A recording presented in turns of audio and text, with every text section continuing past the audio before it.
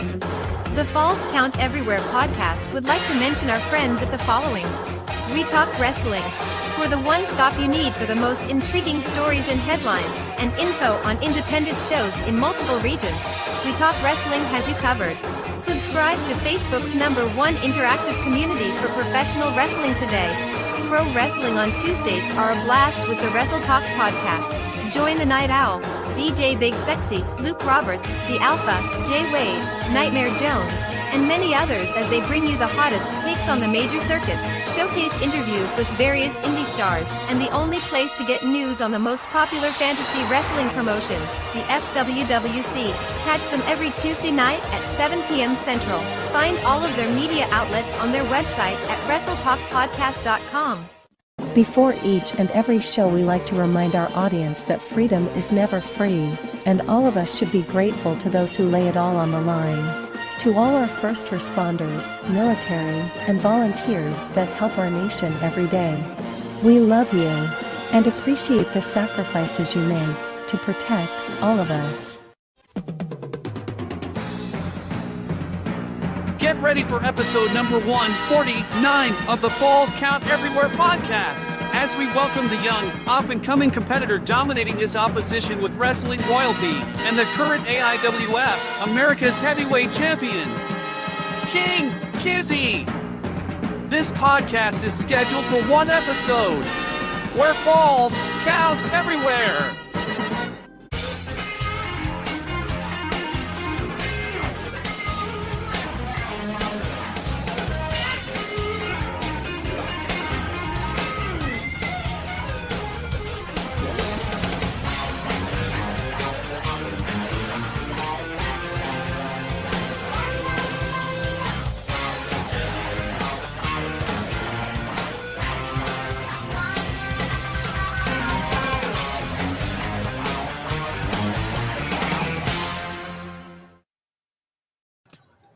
Hey, ladies and gentlemen, it is your only night here on Sunday night where the biggest wrestling party is underway.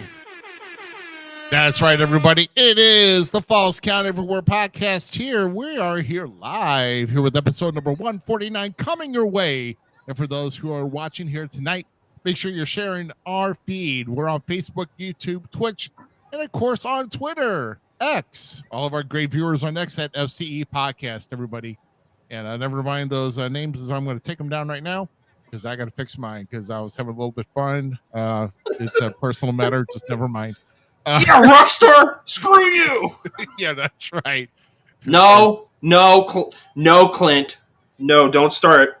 Oh, hey, where is that? I think I got something for him.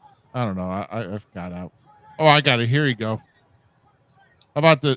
Did he start already? Dumb! Oh my god, I'm sorry. Oh, I'm sorry. Dude. Get the Stupid. hell out of my life. Who needs you? Beat it. Leave me alone. That's that. No. That's a little bad. Okay, yes. So I think I understand what you. I thought you were looking at the. I'm trying to share right now the show, get everything out there. You know, get those likes, those subscribes, get everything going, doing my part. Yeah, I understand. Yeah. So yeah. So, yeah. Roxanne Perez is still the damn NXT champion, and it should have went to Jordan Grace. We should have went farther. Wait. Oh, wait. The girls are fighting over. Whoa, interesting turn of events. Oh yeah. So there's a lot going on right now in NXT Battleground. That was a dope way to finish it. Pop rocks. Okay, I don't understand. Okay, so I'm watching this live. I don't understand that finish at all because I could have. Oh boy, we're going to talk about that later. No, let's go right into this. Let's go right into this while it's still fresh. Like, let's go right in. We were going to start with a different topic. But this is a fresh topic that we need to start with because it goes into the TNA stuff, right? Yeah, the big hoopla right now. Yeah, let's go into the TNA stuff. Yeah, go into deep. Yeah, let's go into that because here it is, and we might have a result of why that is. But apparently, and I'm going to go ahead and get our caption up here in just a minute. I'm sorry. I'm I'm actually going to replace with this. 1 second. Yeah. So here we go. Our opening topic here is TNA apparently is upset with the initial report of the crossover attempt here. So this is in regards to when Jordan Grace showed up and then on NXT right after Memorial Day, excuse me. And then they were expecting a ratings hike on when they aired their show on May 30th. Okay. So according to the Wrestling Observer newsletter, which by the way, the guy that runs that thing, I'm not a big fan of, Dave Meltzer, whatever, but apparently Sportskeeda is also keeping on this as well, or Sportskeeda. And of course, Bill after working with that. TNA wrestling officials reportedly having a great disappointment at the ratings for that May 30th episode of Impact. Hoping that Jordan Grace's appearance, along with WWE mentions of TNA wrestling, would lead to a sudden ratings increase. The episode failed to make that cable top 150 list, meaning that TNA wrestling drew a key demo rating of 0.01 rating, or less than 19,000 viewers from the number 134 spot on down. No other ratings have been factored into this from this past week with Raised actually wrestling Stevie Turner on NXT to get that win. Now, I'm not sure exactly what's going on here. So, first of all, let's kind of, if we're looking at this at a promoter's perspective here, okay, you don't magically get ratings overnight because of one person appearing from your company. Jordan Grace, of course, is the Knockouts champion. Yes, Jordan Grace is a talent to be talked about. Jordan Grace had a great showing at the Women's Royal Rumble this past year, but you cannot expect a 1 week of jumping ratings. And Z, I don't know. I don't understand where TNA, where their thoughts are right now, especially after seeing the result of the interpromotional match where Jordan Grace had a chance to become TNA NXT Women's Champion, and apparently that is not going to be the case here from this point forward. I'm truly frustrated because, like, the fan in me, it's almost like that. Okay, let's go back to another partnership TNA did, a couple years ago with AEW, and I feel that it did not go the same way. Like it didn't do AEW or TNA really any benefits in some sense. TNA has consistently been putting on some of the best mainstream wrestling there is. And they have the storylines, they have the wrestling, and they're like the fusion of the two. So AEW does the wrestling very well and telling the story as the wrestler, right? WWE does the whole entertainment portion of wrestling tremendously. There's nobody that's going to beat them when it comes to the theatrics of professional wrestling, correct? Like, you can agree with me with that, right? Right. But TNA has been and it's been that way for so many years. TNA has been this catalyst company that has been swirling and doing its own thing, in the fusion of both sides of the puck coming together, that this was its time to shine. And I feel like WWE could have really pushed the envelope of that company and gave us something really fresh, really new. And if Jordan Grace would have taken that title, we could see beneficiary for the TNA brand and going forward. And maybe we would have got that invasion angle that we all desperately wanted so many years ago, the real invasion angle, the real one, like top guys from WCW coming over to W. Like, I would have loved to see Moose. I still want to see Moose, Drew McIntyre in a WWE ring or a TNA ring again, but doing the cross-branded stuff. So I feel like it's still there, but if you're not going to let the other guy get over, and I don't know where the disconnect is, man. TNA's so damn good. I don't know where the disconnect is. I don't know. Like I said, in this match that just happened, there were some outside interference, but then I also questioned the execution of the finish as well, because I could have swore that Jordan hit her muscle buster, and then like Roxanne just totally shrugged it off and just like hit her finisher, and then got the 1, 2, 3. I have to watch the replay of that, but I could have swore or I'm sorry, the Juggernaut driver. Excuse me, the Juggernaut driver. I could have swore she hit that, but then just like Roxanne just like brushed it off and then hit her finisher, and then she gets the 3. So I mean, I mean, I don't get it. I don't get it. I think really right now it's a really missed opportunity for. So what happened if you on the replay? And I can give you, she actually caught her with a DDT out of the Juggernaut driver. Okay, stunning Jordan Grace, and then going in and Jordan Grace hit Pop Rocks, hit the flip, voila, win. But there was the interference. The girls on the outside were holding the the TNA Knockouts title. So they're fighting over that title. I can't remember the 2 ladies' names off the top of my head. Yeah, but they are on the NXT roster, right? They Correct. Yeah, so we can load over from TNA. I don't think we've seen the end of the partnership. I don't feel like we've seen the end of the partnership. I want to see more from the partnership. We have to. I want to see guys like Trick Williams going to TNA. How actually, because it hasn't happened yet. There's still a person that was a former TNA wrestler about to take a match. Right, of course. Oh my God. Ego section all day right here. Ego section all day. All day ego section. I should have been wearing my ego shirt tonight. What if Ethan Page takes it and goes deuces and leaves and goes to TNA with it? No, that would be funny. That would be funny. Because, he just signed a contract for the match. We don't know what the contract actually is. Like, is it a contract for NXT? Is he part of NXT roster now? 100%. They never really established a whole lot. It was like, you're signing this, I get the match, and that's kind of it. Like, what's the stipulations of the contract? Now, I could be looking deeper into it for no reason because that's the person I am when it comes to wrestling. But, sidearm booking, click it in. Right. That's right. Clicking in. I mean, there's a lot that we could have gone for that. And like I said, there's much more that can happen from this. I mean, this is only one match. I mean, I don't think it's just going to be. It doesn't stop. No. It's going to be what it is. So, it's stupid. Oh my God, I'm so mad that Jordan Grace didn't get the belt. It would have been so baller. Yeah, it would have. It would have been nice. But either way, we have to live with that result. And we're going. I don't know.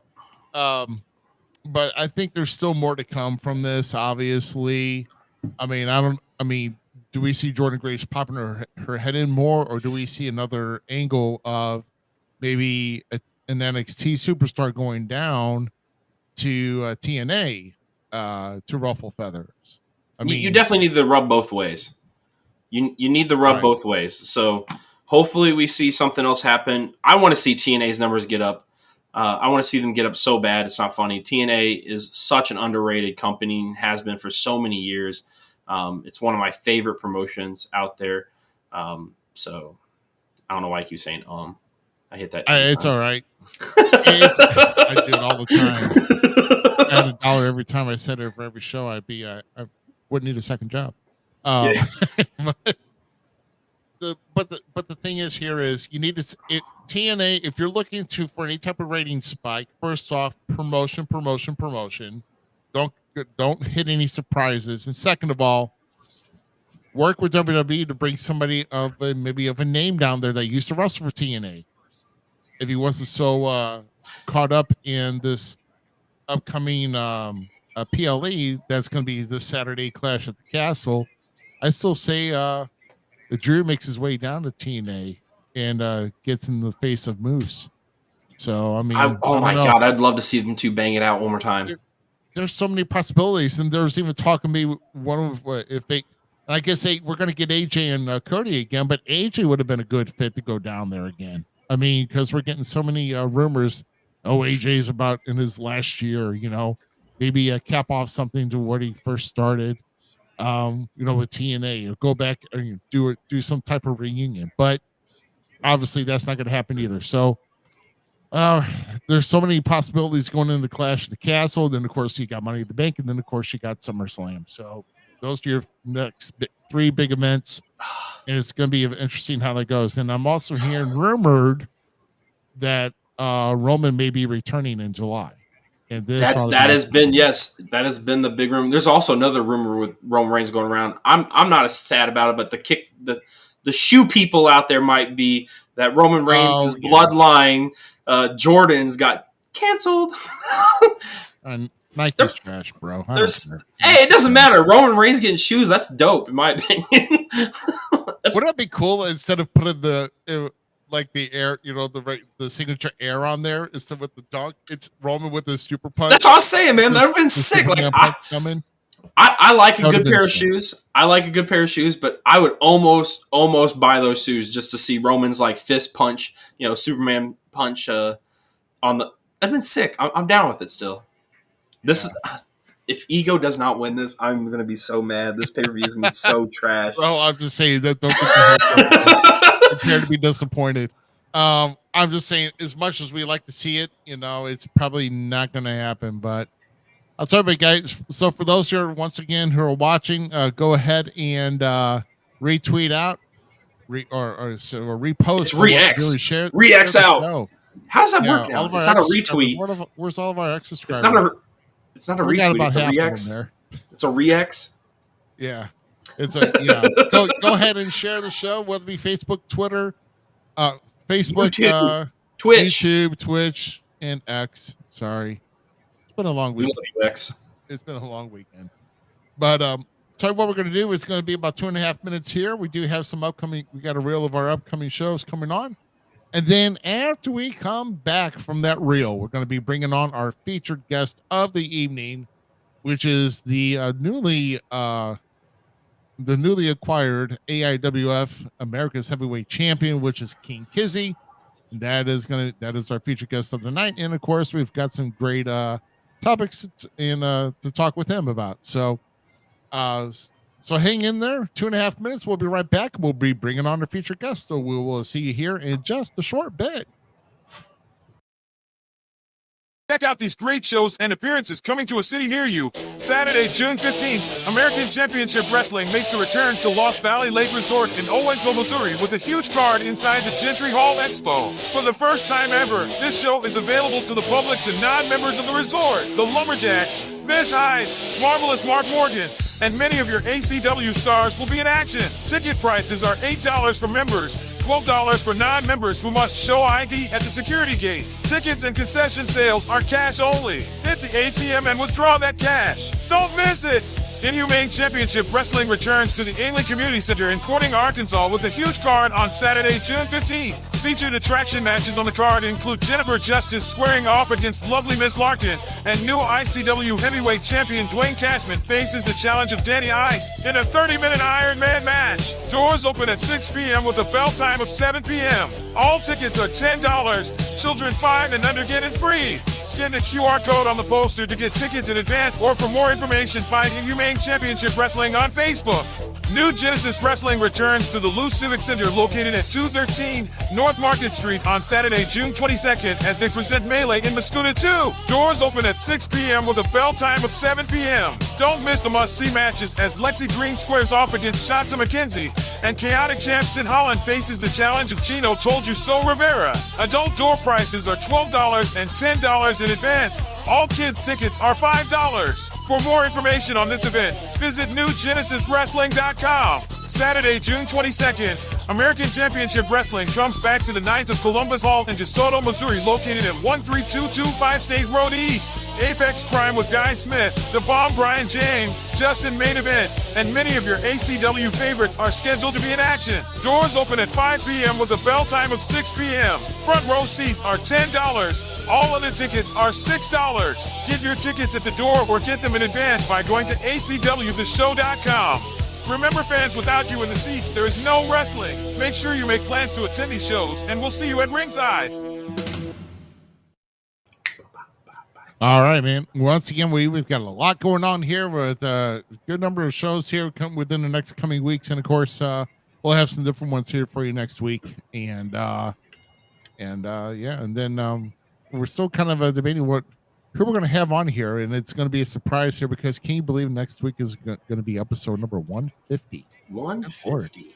Man, time's just flying by as we're having fun, and of course, as we're creating weekly episodes, of course. But But man, I'll tell you what, we can talk about that. But tonight we are focused on our featured guest of the evening, who comes to us here from the great state of Texas. That's where they reside right now. Been in the business for about just under 3 years. Of course, spent most of his childhood over the Eastern Hemisphere in a different country there, and of course, winning the AIWF America's Heavyweight Championship within a matter of weeks ago. And we're going to be talking about how he's returning to his homeland here in a very, very short matter of time here. So without further ado, ladies and gentlemen, please welcome our guest of the evening. That is Mr. King Kizzy, everybody. We are not worthy. We are not worthy. We are not worthy. We are bowing. We are bowing. Kizzy, how you doing, man? I'm good. Can you hear me? Mic check. Can you hear me? Yeah, yes, I can hear you here. We can barely see your eyes, though, so I just want to let you know. And now we can't see your eyes, so there we go. Right there. You go. You look good right there, man. You look good. Look like a king. There you go. Yes. Always. He's probably got a better seat than we do. So, all right, that works. Man. There we go. That's going to be better here for you. So, how you doing, man? I'm good. I'm good. Thanks for having me. Oh, you're very welcome. You're very welcome. And once again, we thank you very much for taking the time out here. Of course, like I said, and the AIWF is usually one of our good partners here, Mr. Matt Classic. Usually, we're on a continual chatting basis. And for all the new champions and the current champions and also upcoming stars of AIWF are wanting to come on the show. And we've had quite a few. So we've actually had a past America's Heavyweight Champion on here before. Remember Sebastian Envy there? Yes, Sebastian's a great guy. Like he had a lot of Funko Pops there too for your liking there, Z.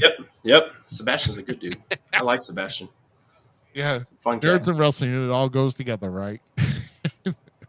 and sometimes freaks. Oh. Well, did he not like us? No, I think maybe he might. Technical difficulty. It wouldn't be Falls Count Everywhere if there was no technical difficulty. If there wasn't no technical difficulties here, so we'll wait for him to come back. So, you want to go into the next topic that we were going to talk to you? Oh, we'll give him about a minute here, but just give me one moment here. Just making sure that he's there.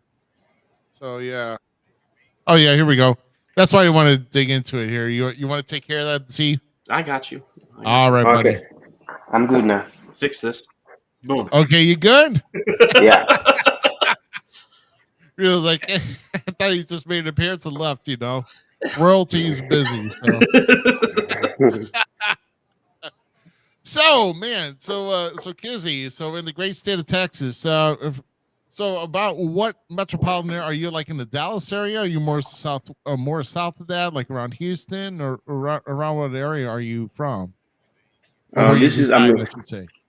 Yeah, Dallas area. Around the Dallas area, okay. Dallas area, Arlington to be specific. Okay, nice. Awesome. Awesome. And yeah, because we've been around the state of Texas. Of course, we've been in the Southwest as well. We had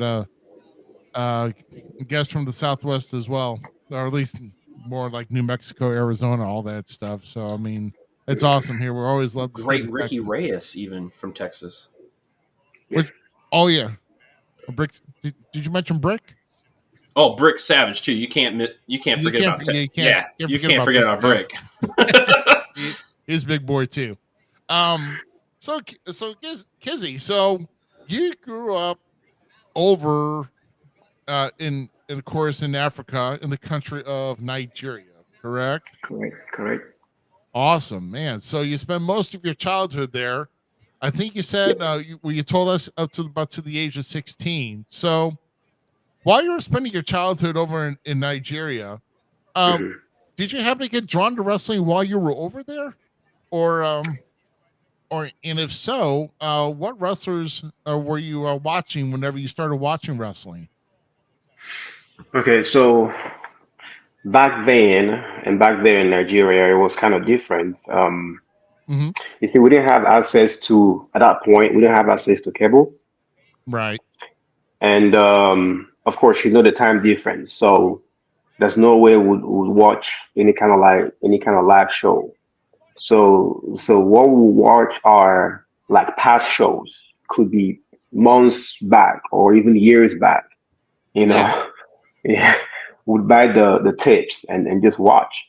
And I think when I started actually realizing what wrestling was, the wrestlers that were performing then were, I remember Hulk Hogan's match with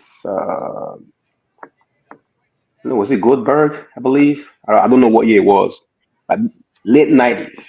That was. Yeah. So So Hogan and Goldberg, where Goldberg won the yeah, championship. yes, exactly. Okay. That was huge. It was all over the news then.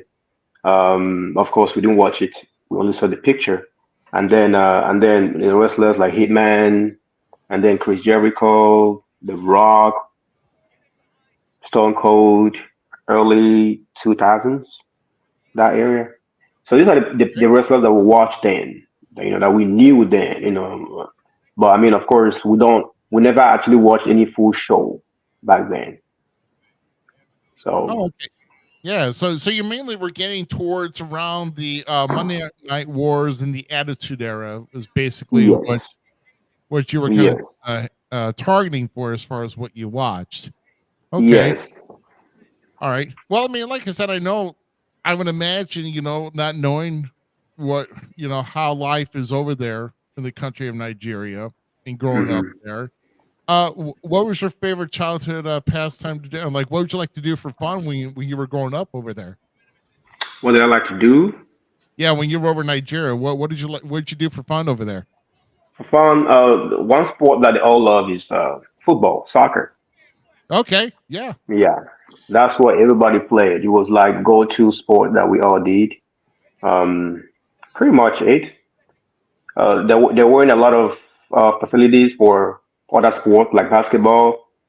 It was a big deal to be able to play basketball. If to be able to like find a court where you would play. But soccer was easy to play. It was easy to set up. You could literally play soccer in your living room.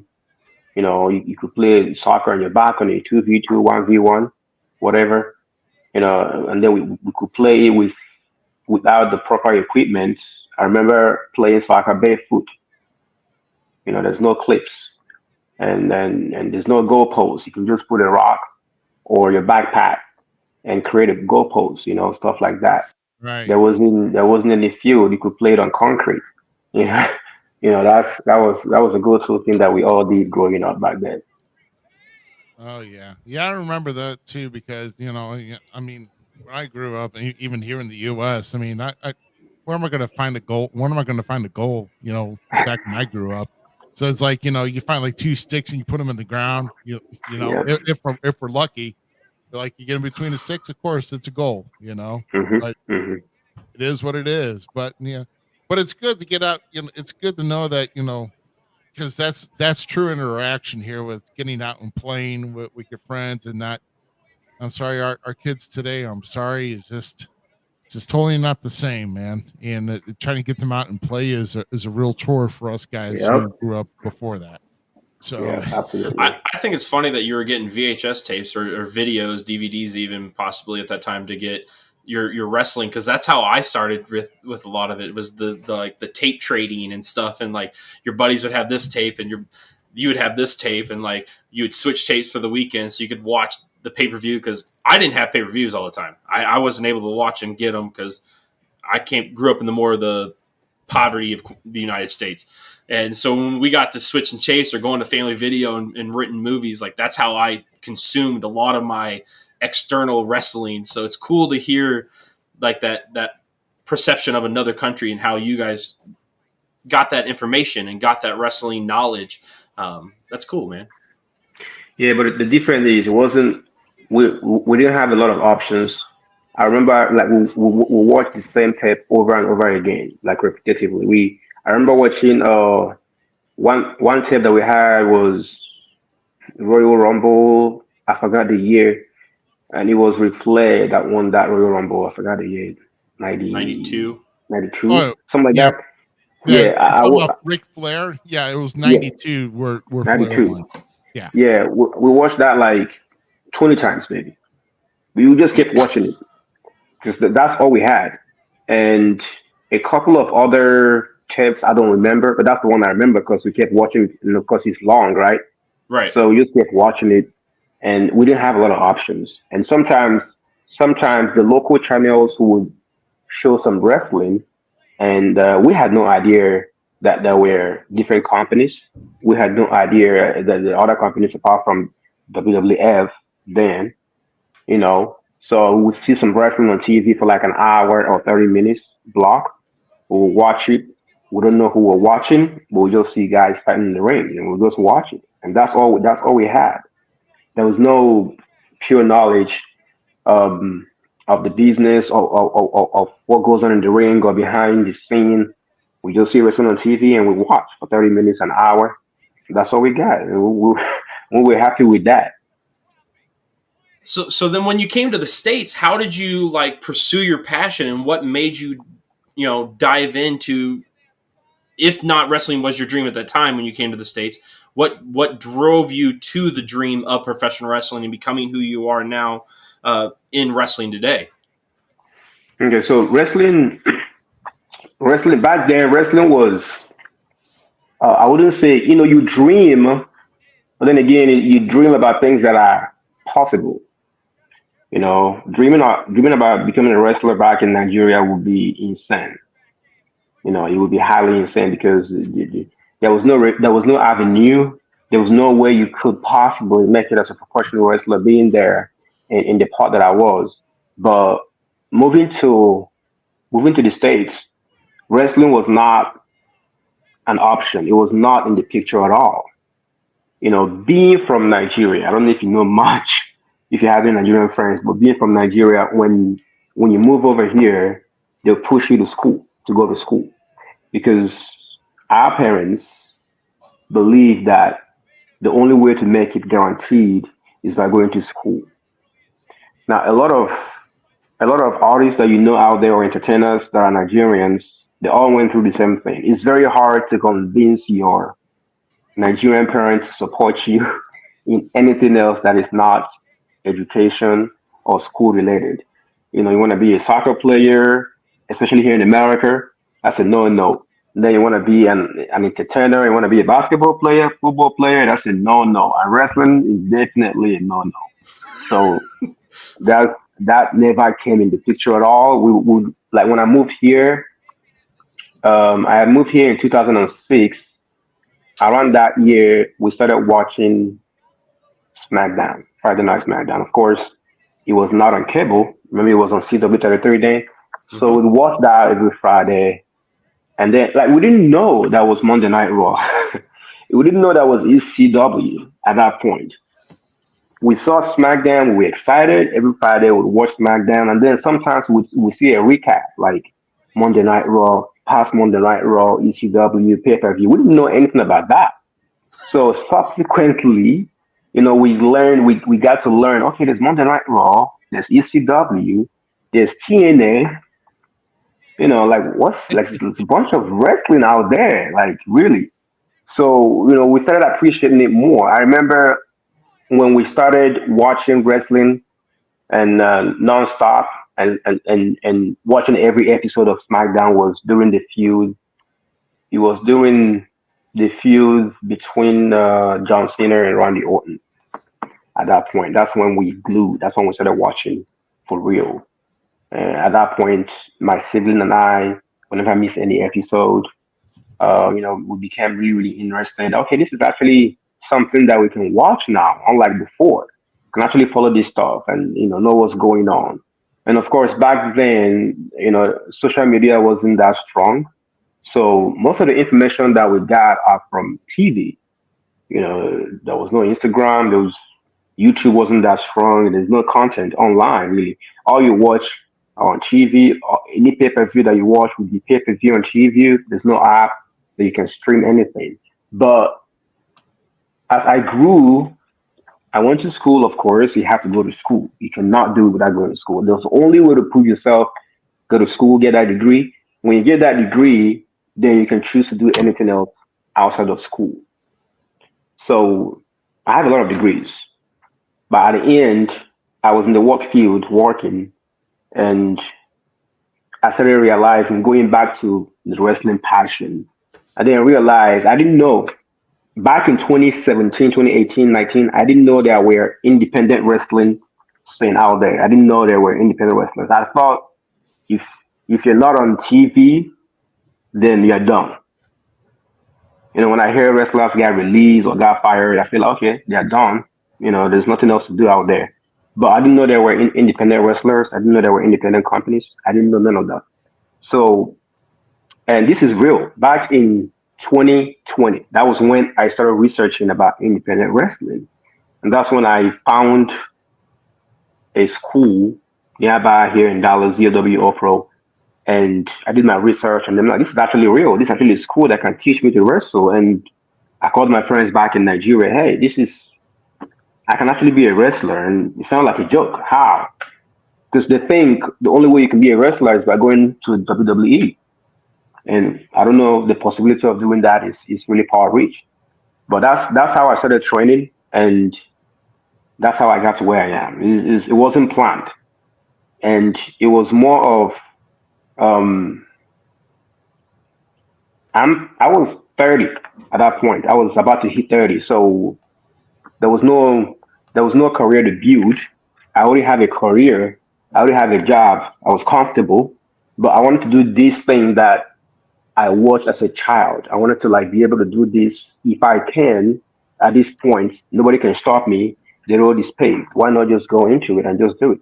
That was how I got into wrestling. I don't know, but I kept going. There was a drive in there. I kept going, and I wasn't driven. I wasn't really driven by the fact that I could possibly get on TV or go to WWE or any other company. I just wanted to wrestle. I just wanted to get in the ring. And I remember the first time I ever stepped foot in a wrestling ring was 2020 February when I went for a tryout. That was the first time I ever saw a wrestling ring or even anything like close to a wrestling ring. So that's my journey. Wow. Oh, That's a telling journey for a king like yourself, my dude. Like, to have the coming over here, the building up of education, and then you know what? I did this for mom and dad. Now I'm going to do my journey. That says something about yourself, man. I hope the best for you. I've enjoyed some of your matches, so I did dig into some of your matches today. You're a pretty stellar high flyer in my eyes. So I can't wait to see how far you go, my brother. Thank you. And the cool thing is, you and I are not far off each other. I started in 2018, so 2 years prior to you at 33. I'm 37. Yeah, 33. So we're right there, brother. So it's just really cool to see how each one of us have slowly migrated around. And I thought I was going to just be working at a convenience store doing my thing and being comfortable and having. But no, I have this other desire, this burn, and to see it in you, it really shows in the ring too. I want you to hear that. It really shows in the ring, that burn and desire. So getting to hear it out of your mouth is something special, and hopefully our viewers are enjoying that. So keep going, my friend. Thank you. I appreciate that. I truly do. Speaking of enjoying things, I'm enjoying how your cat's bombing about up on your shelf right now. Oh, God dang. Momo.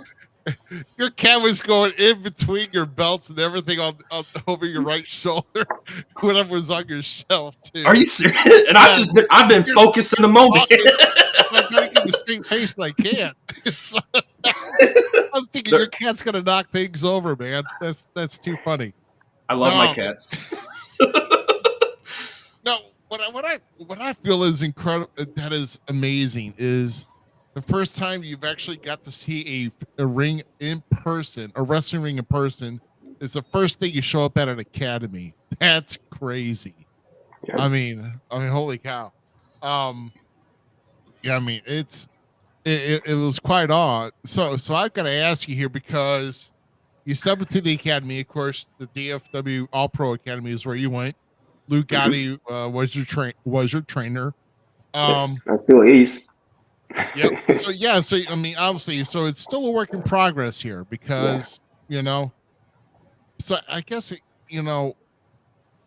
I gotta ask here, because knowing you kind of got an overview of what, did you get a good look at the ring or what's underneath the ring and all that before you got in there to take your bump? All right, so Uh all oh, right, so here we go.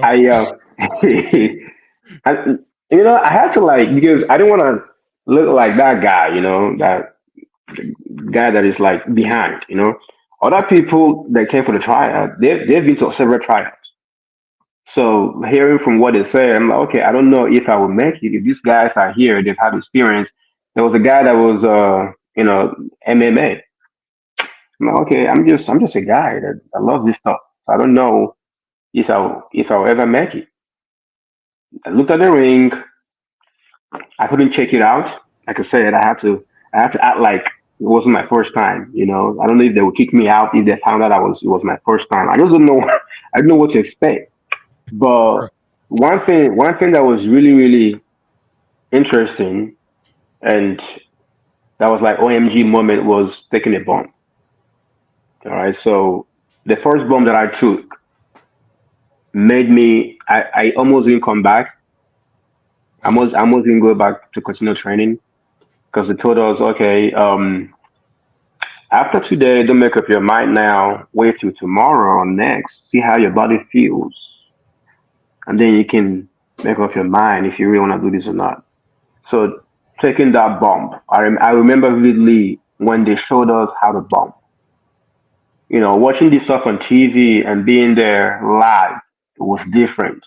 But you have no idea what they do until you actually see it live. I was like, there's no way I'm falling backwards. That's what I called it, falling back. There's no way I'm falling backwards. That's not gonna happen. But when I eventually did it, I had headaches for like 3 days. No. I had headaches for like 3 days. I remember before the tryout, I had a discussion with my wife. Hey, and this is like a year after getting married. No, 6 months after getting married. And how do you tell your wife 6 months after getting married? And this was, we never discussed wrestling before wedding. And then and then Really? you wake up six months later and tell your wife you want to go into professional wrestling. And of course, the whole family were like, no, no, no, you're gonna die. You're gonna get hurt. You're gonna break your neck. You have a career. Why do you want to do this? You're not broke. Why do you want to go into this stuff at this age? Why didn't you go a while ago? But I had headache for 3 days, and I remember pretending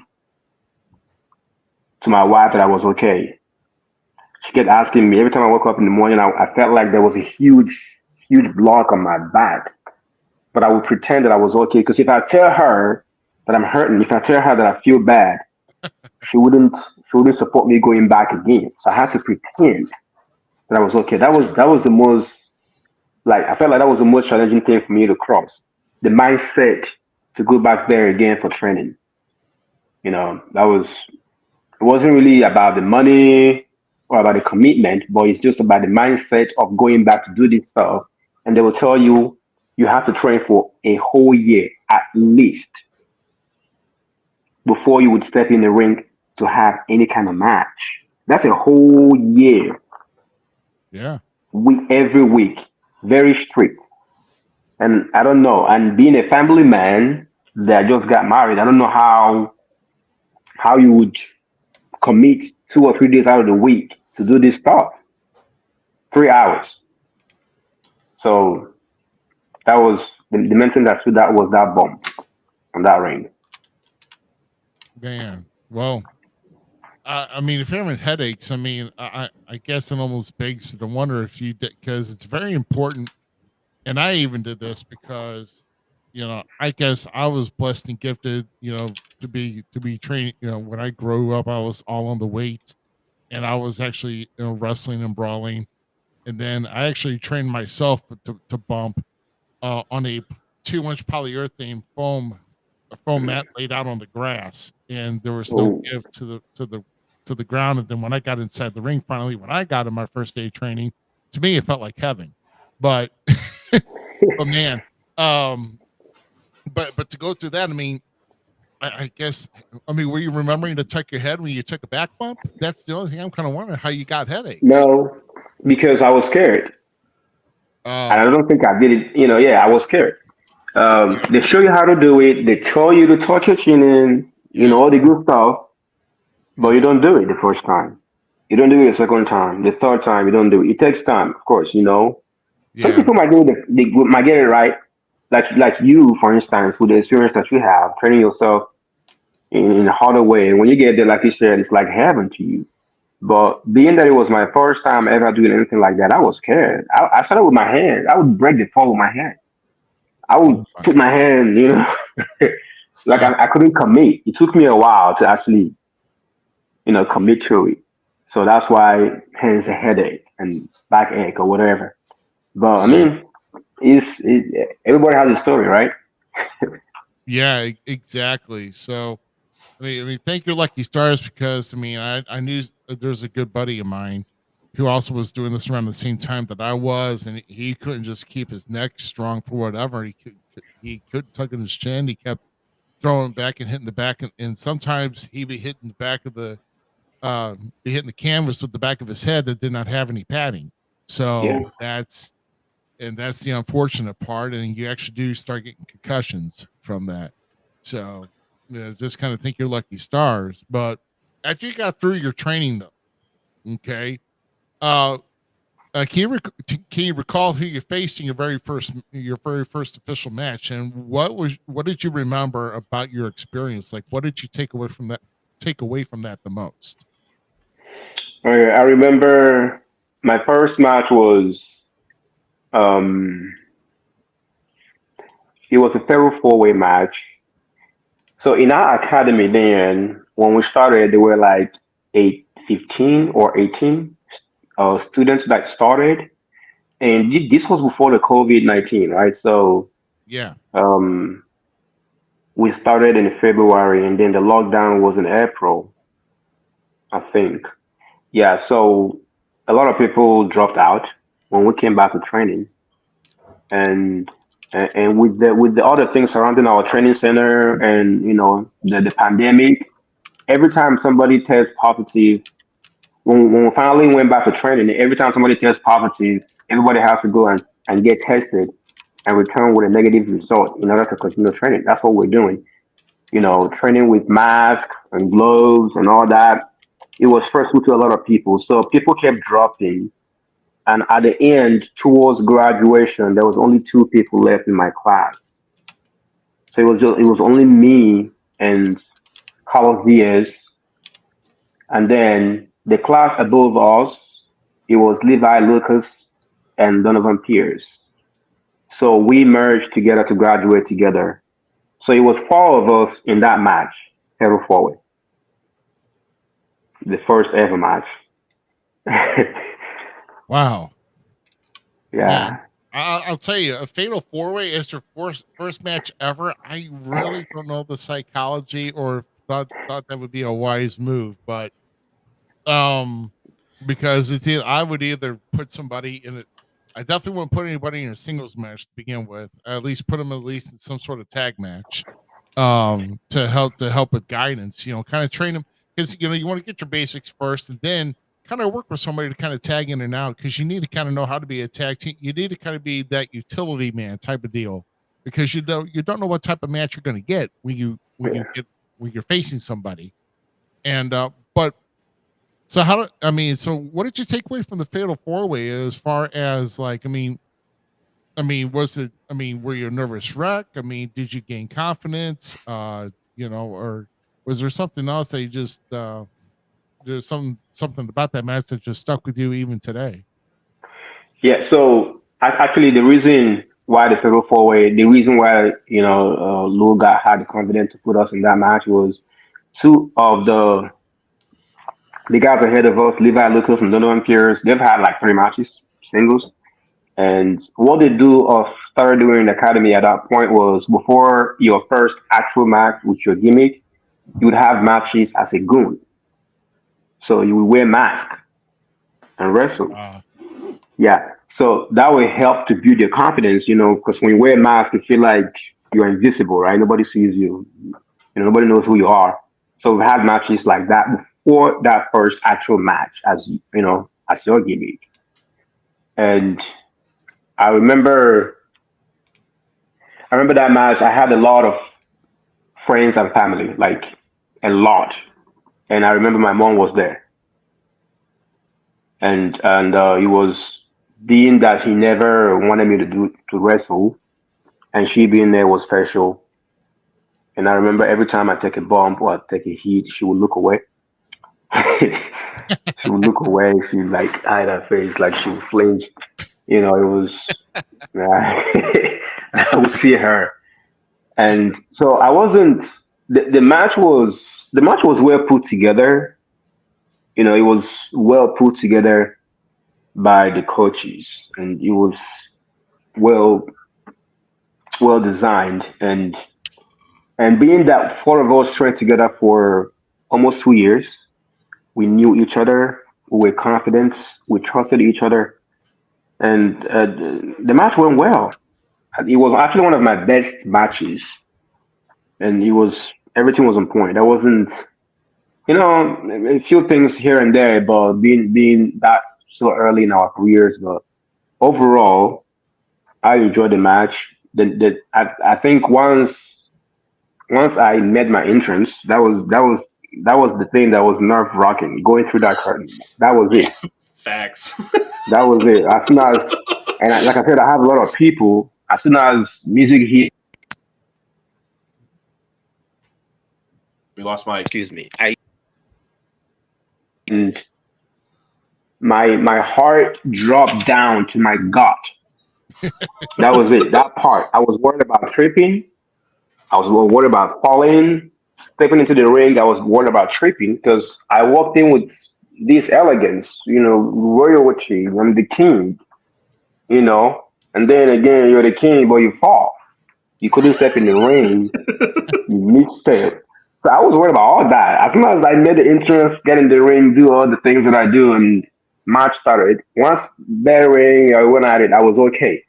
I can tell you the whole match. I was okay. I was confident, but my entrance, I was not. I was terrified. Man. That's I feel so much. The first time that I had music, so I'm just a commentator. All I do is sit behind a booth and talk. That's all I do. So I don't have to put my body on the line. I don't have to worry about any of that stuff. But I have a segment called We Talk Wrestling Live because I run a Facebook page called We Talk Wrestling. And that's how I got into the business, was just being a fan talking about wrestling. And the first time I had an entrance, I was like, oh my God, I cannot mess this up. I cannot mess this up.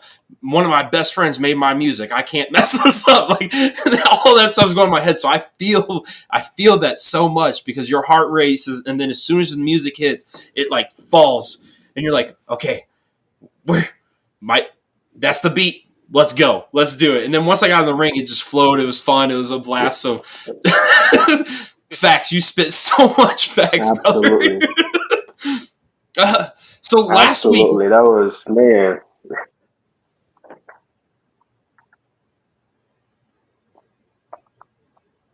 okay, I thought you were gonna add to it. Last week we had a great person, Jack Passion, on, and he's done so much outside of the business, doing education and all stuff, and pursuing his education. And you talked about it too with your family, how they wanted you to go to school and all that stuff. And you already talked about you got degrees out your wazoo. We know famous wrestlers up there, Chad Gable, Nikki Cross, so many others that have done the same exact thing by getting all those degrees. Give us a little layout of all those degrees you have and what you did outside of school, the wrestling ring in school, to prepare you to go down your journey into wrestling. Okay, so when I moved here, I started playing soccer. That was the only sports I knew. I played soccer in high school. I played a little bit in college, and as far as degrees go, I have a bachelor's degree in biology. Associate degree first in science, then bachelor's degree in biology, master's degree in healthcare administration, and then I have a doctorate in physical therapy. Wow. Thank you for all of those, because my wife herself went back to school from 2020 to now for nursing. Just got her LPN, got her CNA, and she's going for her RN as we speak, starting next year. So you being a doctor and all that stuff in healthcare, and seeing my wife pursue her final dreams finally, and going into that field is amazing. And you did that prior to coming to wrestling and having that backbone and that knowledge to protect your body and the people in the ring. That's going to go so far for you, my friend. And it's cool. What kind of like pressure does that put you under now? Like, I have this actual career to fall back. Not that wrestling's not a career, okay? Because it is. It's a passion. It is a career. But you have this other career outside of the business, outside of the realm of the ring. What pressure does that hold to you? Because, something you do in the ring could actually fatally destroy that world too. Yeah. So I don't do crazy stuff. I don't like, I'm extremely careful. I mean, you can never be too careful, but I don't do a lot of crazy stuff in the ring. I try to be as careful as I can. I take care of my body outside the ring, the stretches, the strength training, the conditioning, all the good stuff that you would do in sports medicine. I do all that to make sure that I'm at least I'm taking care of my body to the best of my knowledge. I mean, I know accidents do happen. I actually had one that happened my last match, but that's so far I haven't had any kind of injury apart from the last match. It was a tables match. It was expected, but yeah, I do take care of myself outside of the ring. I'm hoping that nothing goes wrong in the match. That's the best I can do. Amen to that. Amen to that. Yeah, like you said, it's kind of funny you mentioned something about physical therapy, because for some reason I slept wrong last night, and I woke up today with like not such a it was a pretty strong headache, but it was also a stress and tension headache, to where it's in my traps more. And I got my left one to loosen up here, but my right side of my traps, and I got to be careful with my neck, because how I turn now, because this is all overnight too, and it's just I guess it's just my age and my body catching up with me. No, you got to stop taking those bumps in the evening. That's what you are. Still practicing. That's what. Yeah. So you should say I should politely ask my wife to stop hitting me. So yeah, that works too. Oh, she's gonna shoot me. Anyway, no, but it's good to have something to fall back on. Like I said, you can't really think about what if this, what if that, what if this, what if that. But you did make a good point that really in this business, you really are in it to learn the craft and to compete. And like you say, you're a professional wrestler. You're not really. Some people are like, well, people, those guys, they're jumping off roofs and ladders and crashing through tables, and like either in some of these death matches through like barbed wire and light tubes. I'm like, bro, no, that's not what we all do. Like, if people got to do that, they got to get cheap pops, or maybe they want an extra hot dog with their pay. But other than that, it's not worth it. You got to learn the art of wrestling. And I know there's a lot of great schools down there. Dallas Fort Worth Academy, I'm sure, is really good. Shoot, I mean, like I said, a couple good buds of ours that we met last month are out of the Dallas Fort Worth area. And in fact, we're going to have one of them on here in a few weeks. So yeah, well, he knows him actually really well. Oh, you're talking about Nigel? Yes, Nigel was his manager, bro. Oh, like it comes full circle. Yeah, Nigel was this man's manager. He knows all about Nigel Rabbit. Oh, but so you were part of the Rabbit Empire, huh? Yeah, I've worked with Nigel. he was our manager when because I'm also a part of a tag team, the Art of Royalty. Mm-hmm. Uh-huh. And it's myself and Donovan Pierce. So Nigel was once our manager, and also he also managed me in another promotion as well in Waco, Oh, Lone right. Star in Okay. Waco, WAW. Yeah. So yeah, I know him pretty well. Dude, I was watching. So I was watching video footage today, and I thought I sent it to you. I must have not have Oh, sent it to you. that's what you meant. I'm like, what is he talking about? He's like, I thought I sent he's you been that going he off the worked with show for like Nigel. a few weeks. So, Yeah, like I'm like, dude, it's full circle. I absolutely adore him and his lovely bride. I adore both of those people. We got to work with them and hang out with them at the SICW Fan Fest 2 here in St. Louis, Missouri. An amazing event. Herb Simmons from SICW put it on with his crew, and that's a great family organization. And I'm proud to be a part of it every once in a while and getting to touch that world. But Nigel was like outstanding to me, like getting to meet him, talk to him, and listen to him. Uh, Hmm. I cannot tell you, and I could not tell him how much those moments meant to me because he does what I do. You know, he's a talker. He's the guy behind the mic, getting gritty and stuff, and making you guys shine and be the stars you are. There's just a little bit of sugar on top, and so like to see that you were working with him, I'm like automatically, I'm like, we are supposed to be talking to this guy. We are meant to be talking to this dude because it all comes full circle. And Nigel's a great guy. He's a bad guy Yeah, though. he is. We are bad guys. Right? Yeah, he is. I mean, he's full of knowledge.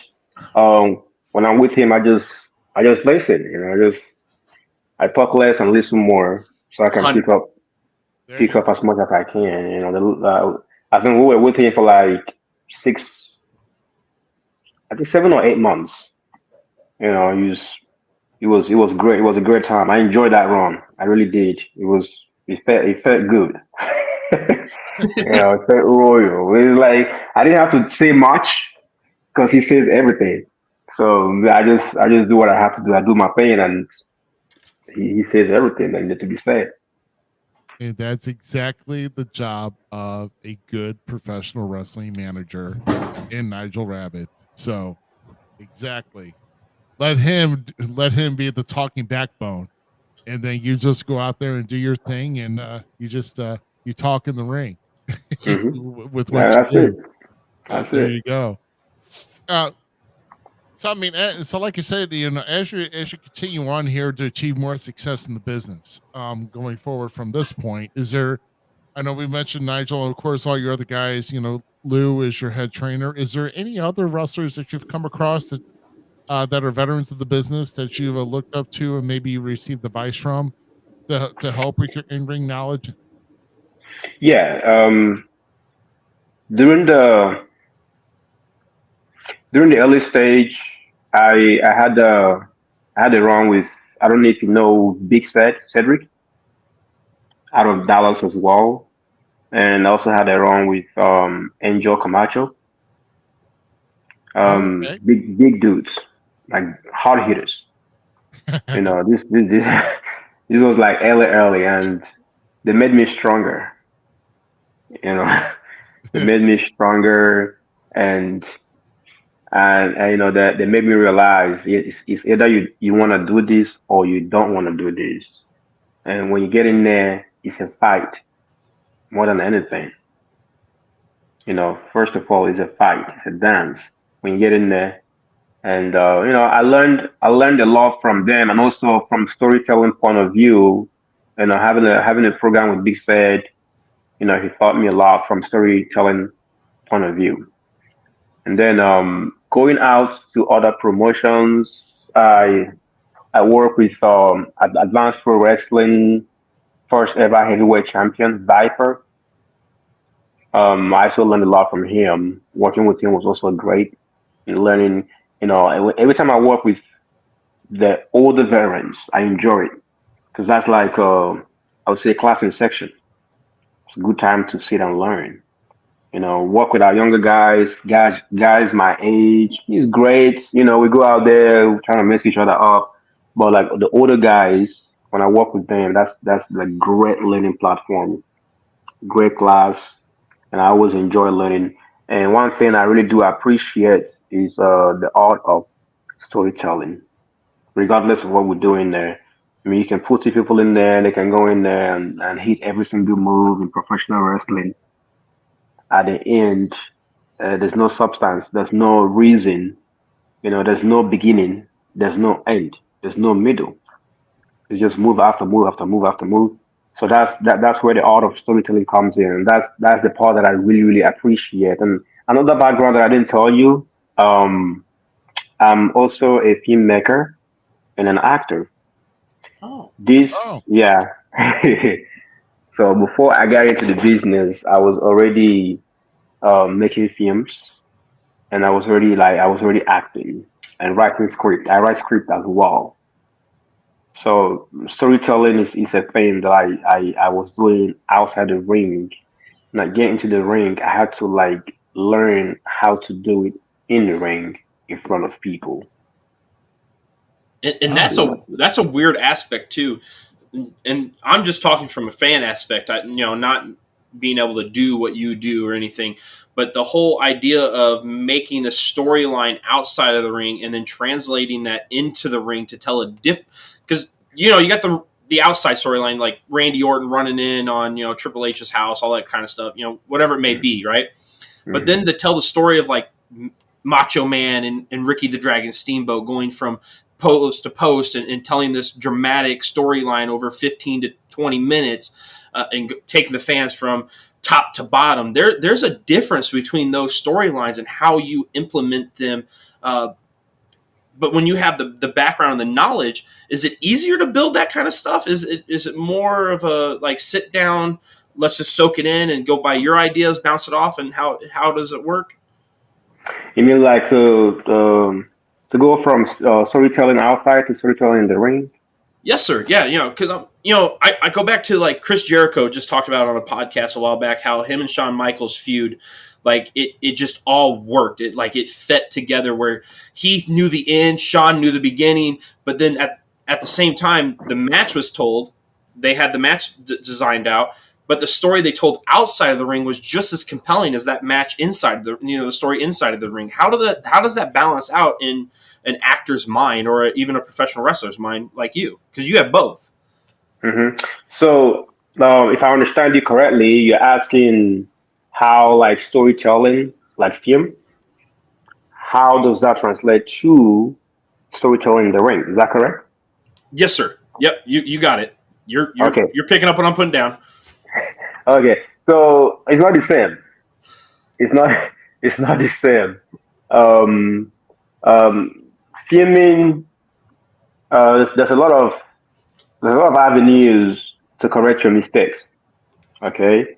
You have a lot of resources to correct your mistakes, a lot of time to right your wrongs and to present the finished product to the best of your ability. Now, storytelling in the ring, there's no room for error. It's like zero room for error. And this is not just storytelling, but this is like storytelling with moves, storytelling with purpose, storytelling with your facial expression, with your reaction, with your action. Every single thing, like every single thing that you do in the ring, the way you step in the ring, the way you step out, the way you move your hands, the way, like every single thing matters in the ring. And like I said, there's no room for error. This is in front of you. You are right there in front of a live audience, in front of people, and you already have people looking at you, and they're reading your every move. Some people are expecting like some sort of mistake or some sort of mess up or downfall. So there's no room for error when you're in there. Whereas storytelling outside, you have editing, you have multiple texts. If you don't like this, you can do it again. That's a difference. It's harder, so much harder in the ring, so much harder. I have to learn. I have to like real learn actually, unlearn and real learn. That that's awesome. Like I've always wanted to understand that concept and that idea behind it because you know Ruby and I talk about behind the scenes when we're just goofing off playing video games with like people like Clint and joking around, botchamania, right? All that kind of stuff, the faults of professional wrestling. One of my favorite things about professional wrestling is that storytelling in the ring, because guys like Randy Orton and so many other, like, their facial features on what they do and how they do it. But then when guys mess up or like slip up, how they recover and cover the slip up to where you're like, nah, that wasn't a slip up. That was meant to happen, right? That's the compelling story of wrestling. And that's what I've always enjoyed and why I eat it up so much, is how you can take something and make it clean, right? But there's going to be falters. But how do you make the falters clean on top of that and keep the story going? So to hear it from somebody's mouth is pretty cool in my eyes. So thank you. I'm gonna give you a prime example right now. The last match that I had, where, I told you about the low injury that I had. It was a tables match. It was a tag team tables match. The unique rule was both teams have to go through table in order to lose. So if my tag team goes to the table, if Donovan goes to the table, he will stick around to help me. That was the rule. So I went through the table last, and the table that I went through was thicker than the other tables. It was thicker, and the commentary team emphasized on that we wanted to punish the other team. The horsepower. It was all versus horsepower. Eddie Martinez and Ned Collins. So we brought out, emphasized that we brought out the thick table to put Eddie through that table to punish him, because we had this feuded for this feud started last year August. It was long time storytelling. This was the final chapter. This is last match. So it was a thick table. So the finish was the power bomb me to the table when I go through. Now, when that happened, double, two of them from the top rope, power bomb, boom. The table didn't break. It didn't break. But that wasn't, this is the part where something goes wrong, and then you have to figure out a way to walk around it, and and make sure that the audience don't know that something went wrong. And the commentary team were also good, because they already said that this is the table that we brought out to punish Eddie Martinez. It was thick. Made sense when I went through it. It didn't break because it was thick. They had to readjust and then find another way to put me to the table for the finish.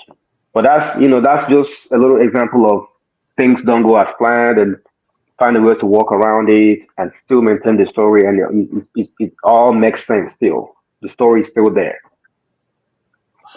That's the beauty of wrestling. Goodness. I know. I just that kind of when you get something, especially when the tables match and the table don't break, it's like, well, I don't know if there's another table we can use. So how do we do it? So we just weaken the leg and just say, hey, I come through a table, the leg just got weak. The table went down, so we win. I mean, at least he's not Big Show stepping on a table to lose a match. SOB just stepping on a table. I mean, they're 500 pounds. Whoops. Go right through it. Wow. So, yeah. Oh, yeah. There's definitely different. It's definitely a different ball game when it comes to that. So, I was saying, like I said, things happen, and whatever happens, if it's something slips, we tend to make kind of find a way to cover it, or if we just can't, we find a way to make fun of it, or just the situation. That's all you got to do. So so with that in mind, we actually come to our so you're pretty new here, and this is for our regular viewers here. So we take a break here in the middle of our segment here to bring you some artistic making fun of wrestling. Yeah, artistic form of entertainment. in the form of a meme. So we're going to get to that right now. Yes. And with Wrestling's Gold memes, everybody. There we go. It was a slow crescendo this week. So not bad. So we got tonight's Wrestling Gold memes, everybody, here. And let's see what we got here for our first one here. Yes, will you quit Applebee's and started working at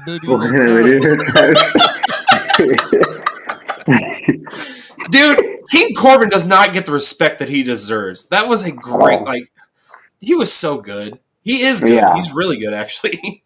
Yeah, I don't know what's going on with him or what they're doing with him and other people as well. But he's one of the people that has been underutilized.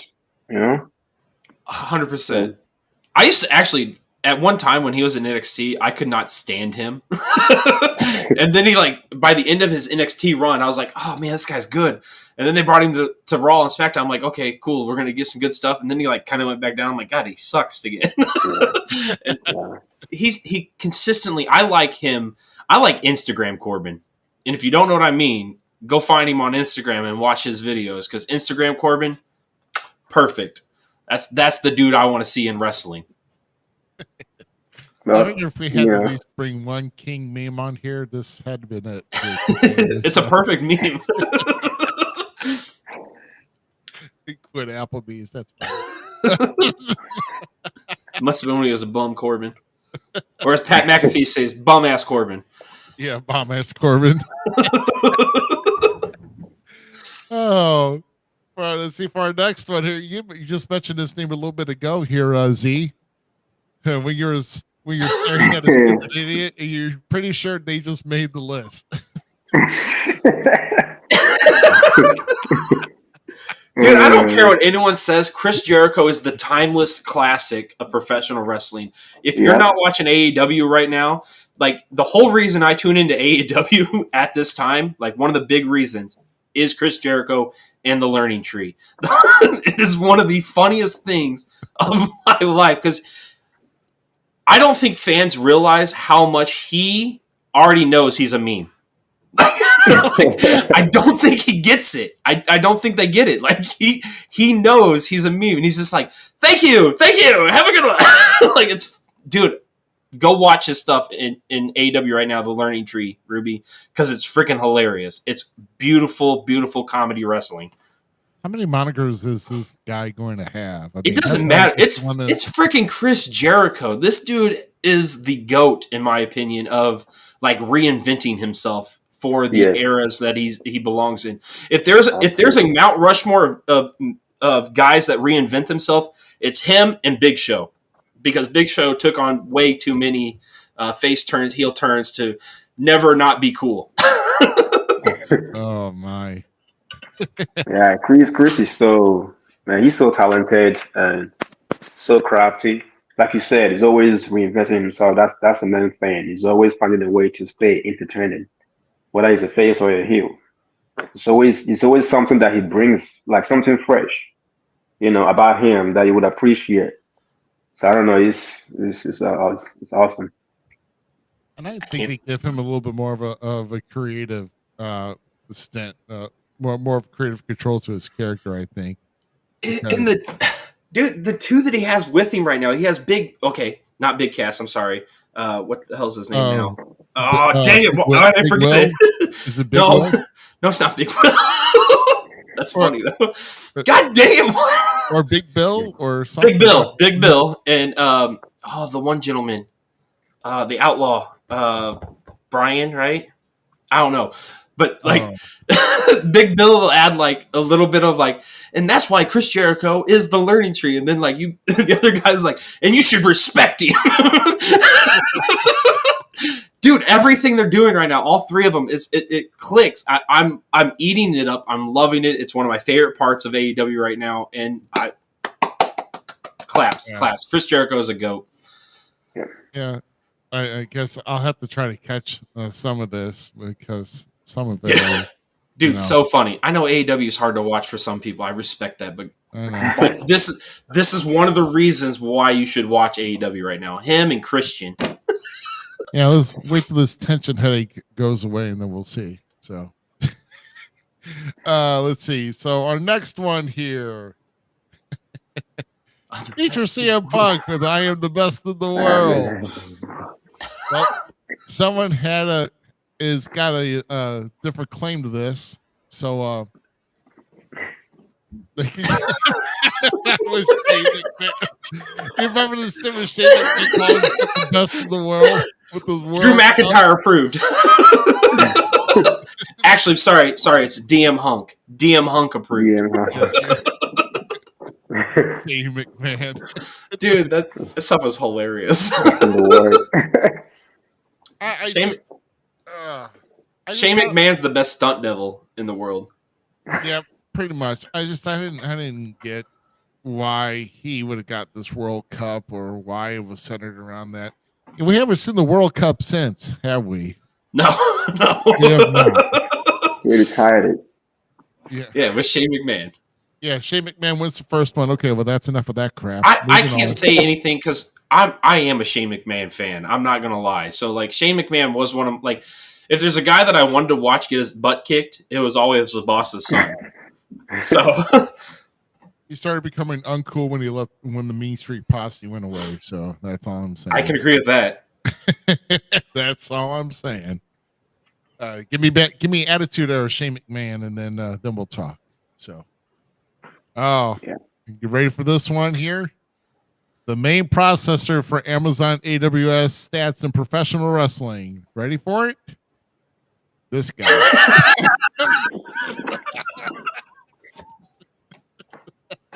Oh, Scott Steiner, man. This is Scott Steiner's. Okay, that promo, like, every year, at least twice a year, I have to watch the Scott Steiner math promo because it is probably one of the greatest, worst things ever to happen in professional wrestling. Like, it's Scott Steiner. Who's going to question him? Who's going to be mad at him for doing something so goofy but making it work? And Scott's the bomb. Scott's the bomb. That's all I can say. Scott's the man. I think this is if there's anything more confusing than Common Core mathematics, I think it's this. You got a 3-4 chance. Because Samoa Joe's a fat ass. That promo's so good. Like, it fits his character. Actually, one of my favorite tag teams is Scott Steiner and Booker T, because their promos as a team was hilarious. Their stuff together was probably and this is why I think TNA does not get the respect they deserve. It's because, like, even back when these guys were just killing it back there, nobody respects that. Scott Steiner and Booker T were the bomb back then. They were they're so good. Queen was that Charmel, when they were part of the Main Event Mafia? Yes, that stuff was so good, dude. Main Event Mafia does not get the respect it deserves as a faction. That is stellar stuff. Sting in the sunglasses only. Come on, guys. Kurt Angle. I mean, God, that faction was amazing. Kevin Nash never doing anything. Kevin Nash didn't do anything during the whole time. So much good stuff, and TNA gets shitted on so much, and it upsets me. Yeah, it's like, whatever happened to the Legends Championship? I mean, what was the purpose behind that? That title got renamed so many times. It was like the Global Championship, the the Legends title. Like, oh my gosh, it's like here's a belt, put a name on it. So, but I love TNA. Thank you, Scott Steiner. Yeah, well, we've got one more here for you, and it's actually someone who decided to become an entrepreneur and in the car care business. And you ready for this one here? That's right, the Triple H car wash.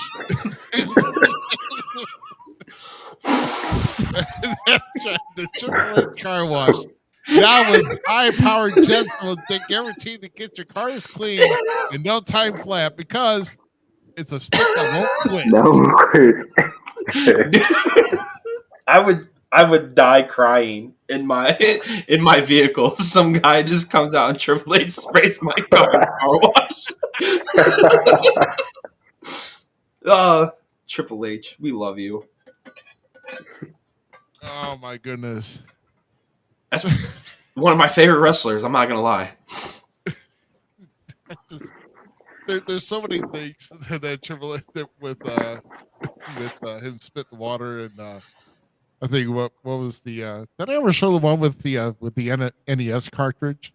I want to say yes, but I'm not sure. My favorite Triple H moment is when like the pandemic happens and they took the water bottle. Like the dude, do you remember this? Like, okay, you're not a Thunderdome fan, but so Triple H comes out the first day of the pandemic, right? And he has the water bottle, takes the drink, and they come and take the water bottle. Like, no. So he just like lets it roll out of his mouth, and the dude walks off the stage. Like, Triple H is a goat, man. I love Triple H, and I would go to his car wash. Great. There you go. Time to fix the game. Oh, it's terrible. Oh god dang, I love memes. Oh my gosh. Isn't it crazy how like wrestling memes have become like so mainstream just as much as wrestling has? Like everybody has a wrestling gif that they put up occasionally. Like everyone does. I've been in arguments about politics and somebody's put a wrestling gif in there like really? And it's Miz saying really, come on, that stuff's funny to me. I love it. I love that wrestling is so hip with everybody again. Yeah, it's mostly, the age of social media. Social media allows us to be able to see things quicker, unlike 15, 20 years ago. It wasn't so. So that's why this is the way it is now. Oh, 100%, man. Yeah. And we just, and then for those who've forgotten, we like to remind, those with these memes, just like, last week we reminded everybody how Goldberg eats corn. So long ways. And there's photographic proof. So back on track, and we've had our giggles now, and we're from the King of Kings in WWE.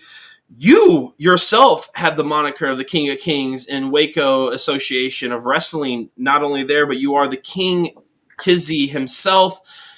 What does it take for a man of your stature to keep that royalty going in the square and circle? And how did you dethrone people to get that moniker, my friend?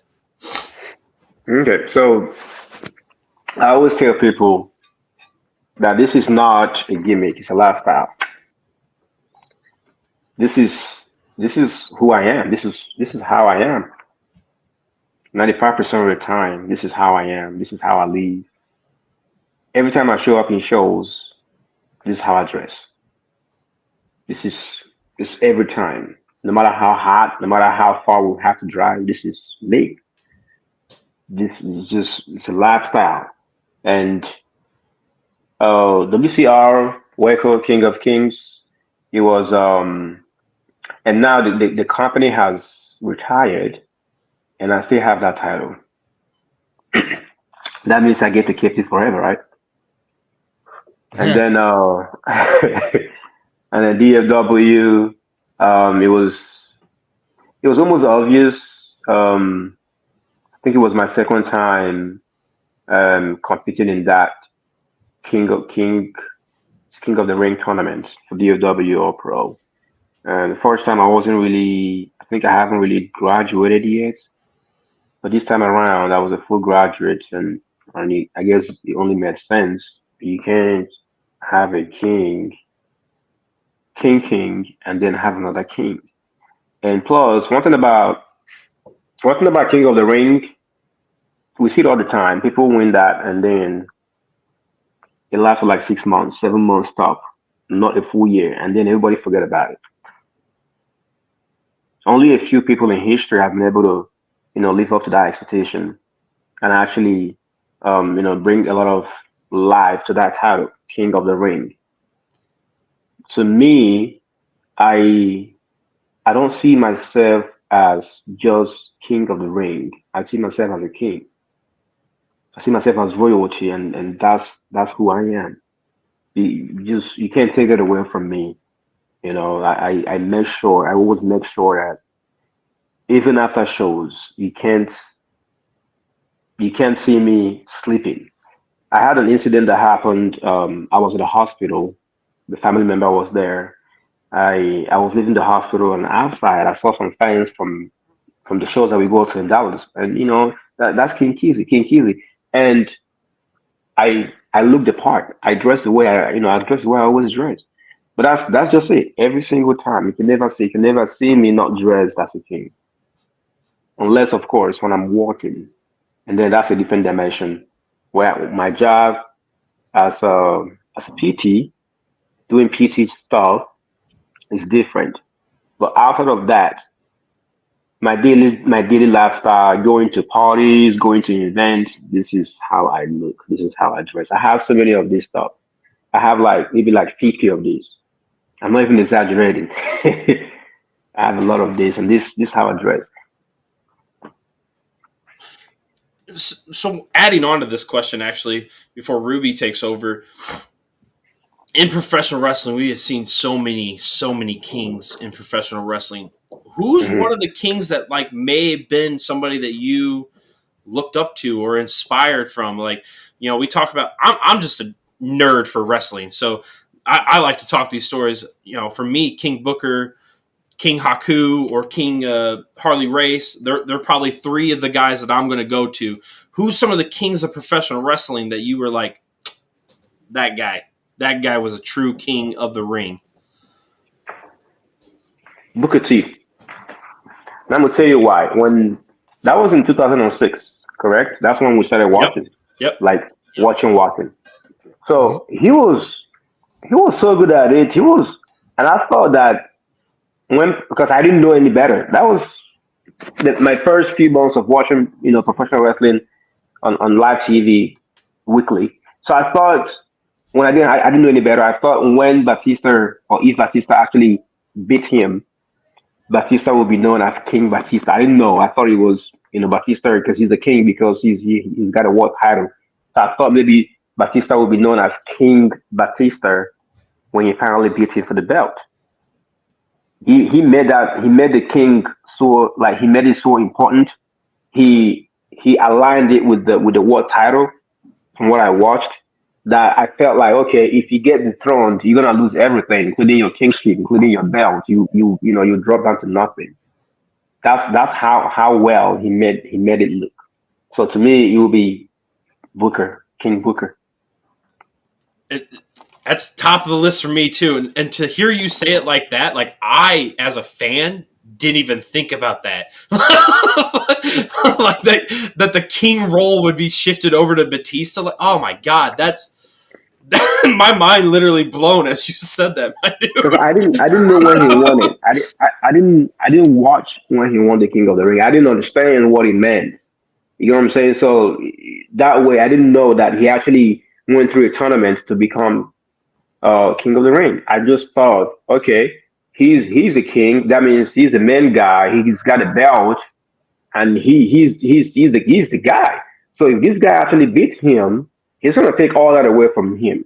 And I really want to see that. I really want to see how, because I was really interested to see how Batista would act like Booker T. You know what I'm saying? Like would act as a king. I felt like he was. I didn't think he would be able to pull it off the way Booker T was doing it. So I was really looking forward to that. That was my mindset.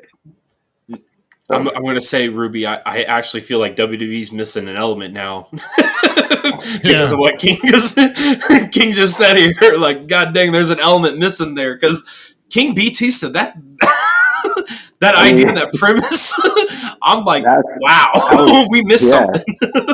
Yeah, so the next time, that was pay-per-view when he lost. I was thinking, okay, he's gonna come in as a king. He's gonna wear all the rope. I was looking forward to that. Oh my god, dude, that just gave me goosebumps as a fan just to think. Like, that's fun. I love that. Yeah, it's awesome. So, getting back now to something that, of course, happened recently, and of course, we announced at the beginning of the show. And of course, also in our promo that we pushed here, but becoming the AIWF America's Heavyweight Champion. recently within these last few weeks, whatever the case may be. Some would say that it's your greatest accolade to date. So, kind of tell us who you faced for the title, where you won it, and where does this winning of this championship rank to you personally so far in your career?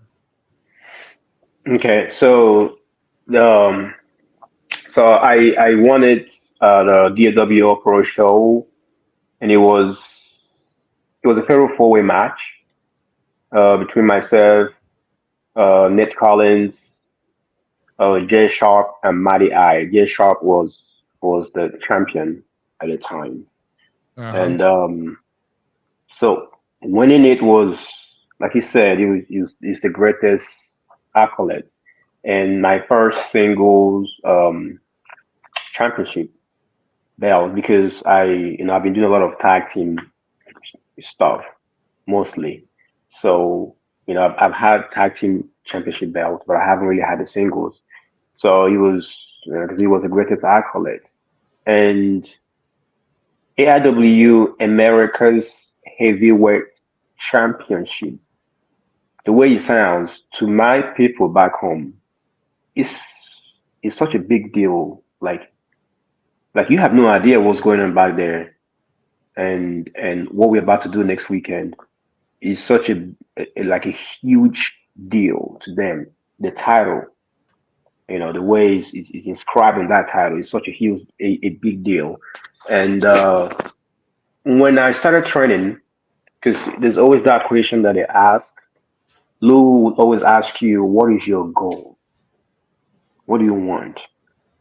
He would tell you his goal was, "My goal is to train the best wrestlers out there. I'm living my dream. My goal is to train. I've always wanted to be a trainer. Even when I started wrestling, I always wanted to be a trainer. I always wanted to have an academy where I can train the best wrestlers out there." That was his goal. That was his dream. And he would say, "I'm living my dream. What is your dream? What do you want out of this business?" And I told him, I remember telling him, my goal and my dream is to take quality professional wrestling back to Nigeria. That's what I told him. I didn't tell him I wanna go to WWE. I wanna go to TNA. I wanna get signed on there on TV. No, I wanna be a superstar. I told him I wanna take professional wrestling back home. That's what I told him. And fast forward to now, and we are getting ready for that. We're getting ready to actually start realizing that dream. That was professional wrestling in Nigeria, but I didn't know how big it was or how small it was, because it wasn't that visible. Back in the 80s, there was something substantial when some WWE stars were going to Nigeria to go wrestle. It was a thing back then, 80s, 90s, but late 90s to 2000, it went down, took a nosedive, it's dead. They have shows like twice a year. Like the main show, like they have days like twice a year. If they manage to have any show, there's nothing there. There's no money. This wrestlers don't get paid anything. There's nothing. They're hungry. They want more. They want opportunities. But there's nothing. There's not, because of course here there's a lot of professional wrestlers everywhere. Indie TV. There's a lot. There's no room for any. There's a lot of competition. So it's as though back there they don't have any hope. They don't have any hope of getting on TV, any hope of getting signed. It's like, okay, we just go wrestle in front of 10 people, like literally, and we go home. So I told him this is my dream. I wanna be able to take quality professional wrestling back there and showcase something to these people and make them happy. But I never thought that I would be going there to wrestle this soon as the AIWF American Heavyweight Champion, to actually go there and defend this American Championship belt on a Nigerian soil. That's a big deal. I feel like, I don't know. I feel like I've achieved my dream. I've gotten to the height where whatever happens, I'm happy. I'm satisfied. To be able to do this in front of them, and just have them watch and just enjoy me being one of them, and holding this title and bringing it back home is like I'm satisfied. So with the King, okay, because my next question you pretty much just covered. Okay, I was going to be like, you, King Kizzy, bring in the title, the AIWF World Heavyweight title, American Heavyweight title, over to Nigeria, taking it back to the homelands, to where you're, VHS grabbing, watching what you could, professional wrestling, and where your emotions are with that, because you're about to take on Jimmy Paul over there, back where it all started, where you had your first VHS tape. Go deeper into them emotions, because like there's another Nigerian wrestler that I actually enjoy thoroughly, and I have him right here. I have him right here. The Nigerian giant himself. And here you are. Yes, my dude. So here you are doing exactly what this man's doing, taking it back home, taking it to your family, and showing them that there is another way, another option, another way to feel the dream of life and how you want to harness it and take it in. What truly is the emotions going through your body right now, and what does this match really mean to you? Because, you're going to win it. I have all faith in you right now. You're going to win this match, okay? But when that belt's held and you're bawling tears, what potentially is that feeling going to really mean to you, my friend? Honestly speaking, this is me being really honest with you. I'm living in 5 days. I've never thought about how this is gonna play out. I've never put any thought into it.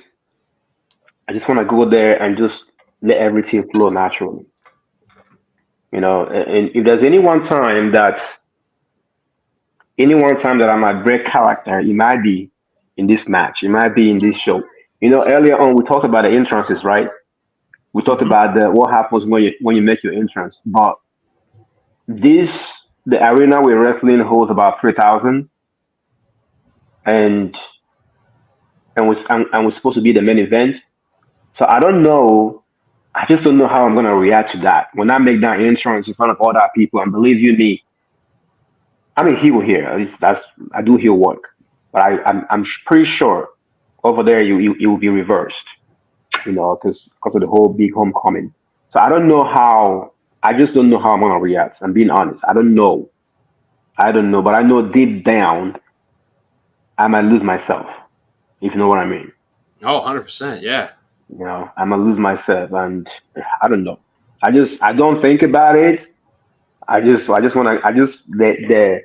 The act of actually going down there, the thought of going down there is overshadowing everything more so than what's going to happen inside the arena on that day, that evening. I haven't put any thought into it at all. At all. I just want to enjoy it. I want it to flow naturally. However I react to it, we have to come naturally. That's the truth. Amen to that. So after this, you already said this is the top. Like, this was your top goal. You were asked to take the wrestling back to Nigeria. Beyond this, what's the next hurdle that you want? Because you always gotta have the next one. You're getting to achieve your first hurdle. What's your next hurdle, my friend? This is the beginning. This is like opening the lead, right? This is just because I told Lou, I'm going there. It's like I'm paving the way.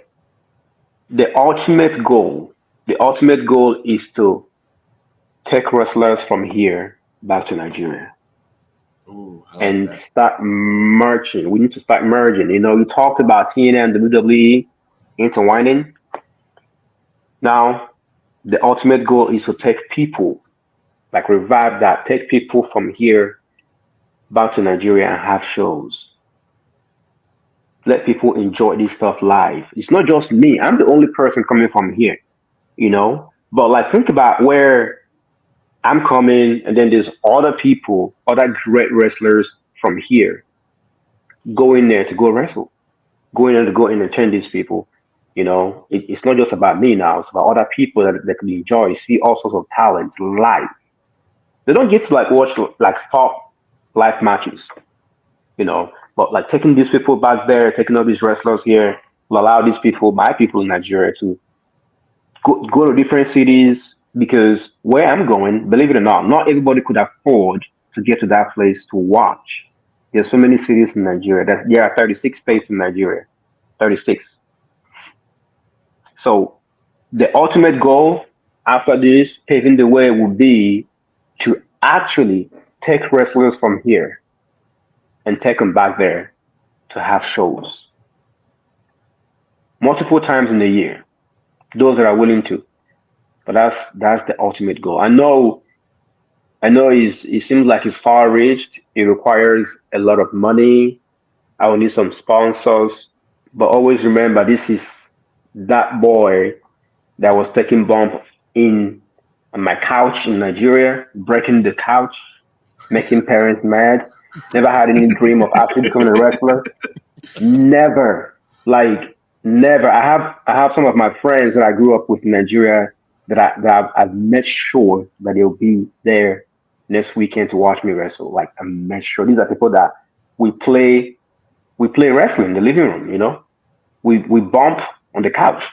It feels good. There's no injury. But these are the people that we did this together, and there was no plan. There was no dream. We didn't even dream, because you can't dream when there's no avenue to actually succeed or actually reach it. So if I can be able to do all that and be able to get to the point where I am today, the next step of taking people from here back to Nigeria to wrestle and have shows is actually highly very possible. Yeah, it is. I'm so happy to see this kind of stuff, because like guys like me, I knew about other promotions. I knew about other things out there. I had the ability to, go to Walmart, and while my mom was shopping, I was sitting at the corner reading magazines and just flipping through magazines, reading about other promotions out there in other countries and other areas, New Japan, you name it, right? AAA Wrestling, CMLL, getting to see that. And then there's this big question around wrestling that like the territories died out. And are we seeing a reinsurgence of potentially what the territories were back in the 80s and in the 70s and all that kind of stuff? I think so. I truly think so. And from what you're saying, gives me that hope that we truly are seeing a resurgence of the territory lifestyle coming back, where wrestlers are migrating from other, here and there, and helping promote in these countries and these cities that, may not have had the opportunity to truly dive into what wrestling is. So from a fan, this is not from Zmiz. This is from Zach Burton, the little kid that sat in his living room and watched professional wrestling and lost himself for 3 hours or 2 hours of the day. Thank you for doing the work so that my kids get to do exactly what we did back in the day and lose themselves for 2 hours, 3 hours a day, enjoying professional wrestling. Thank you for putting the work in, my friend. My pleasure. Like I said, this is going to be a big event here. So next Saturday night, going back to Nigeria, Lagos, Nigeria, defending against Jimmy Palm. And like I said, I'm sure it's going to be a great homecoming. I can't imagine what kind of, how you're going to handle the emotions of when you're getting ready to come out from that curtain. So you thought your first match, I think you thought your first match was bad. I know. This is gonna be worse than that one. Way different. This is gonna be worse than that one. I don't know, but like I said, just took it in and just react naturally. That's all. Trying to hold myself. Yep. Yeah, that's all you got to do. So, like I said, whenever you come back over here, because I know you're going to be coming back home with the AIWF America's Heavyweight title, because I'm pretty sure that you just won it. You're on a roll. I'm sure you're going to have a great match over, and you're going to have a fan base behind you to carry you through Saturday night. So you're going to be coming back home. So after that's done, can you think of anything else? You said this is pretty much the coup de grace for you. This is your goal. But is there anything else that maybe you say you don't want to?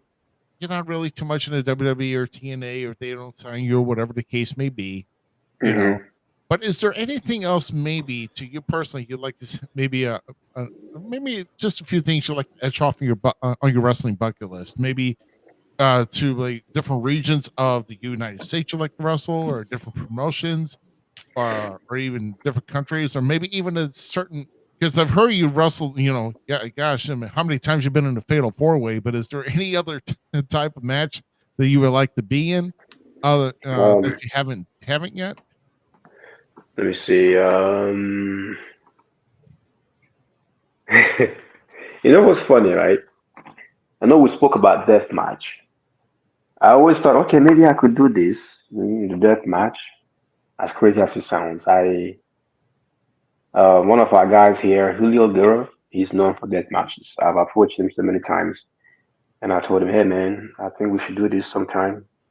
And he doesn't want to do it. He doesn't want to do it anymore. Last one he did, I watched it, and it was pretty brutal. And he doesn't want to. He doesn't want to do it anymore. So someday I'm gonna have a death match. Oh my goodness! Someday I'm gonna have a death match. That's one match that I really want to do. I think I've done pretty much all sorts of matches, singles, doubles, tag teams, triple, whatever. I've done a lot of different kind of matches, but like street fight, I've done street fight so many times. No DQ so many times. When I had because here in Dallas we do a lot of like long-term storytelling, where you go through different kind of matches. That's the fun in it. When you're feuding and doing storytelling, you do different matches, to keep it interesting. So, being a champion here, that gives us the avenue to feud with different teams, different individuals, thereby having the different matches. But death match would be interesting, and also I would also here in the states, I would also love to travel to other states and wrestle. Right. Just to conquer other regions. Not just here in Texas, but like the other states. I would love to be in California. I'd love to be in Vegas. I'd love to go to Ohio and wrestle for other promotions. But being being a family man, and I always tell my guys here, the younger ones that are younger than me, this is your time to shine. If you really, really want to go far in this business, and you want to like, I don't know how high you want to fly. Think hard before you get into a marriage or relationship. Now, I'm not saying it's a bad thing, but when you do get into a marriage or relationship, you have to think twice about it. You have to like have a certain agreement before you do. Now, I don't have any issues with mine, but I'm kind of family oriented, and that's the reason why I'm not looking at WWE or AEW. No offense, that's a lot of people's dream. If I go to WWE, they wouldn't they wouldn't give me the type of deal that I want,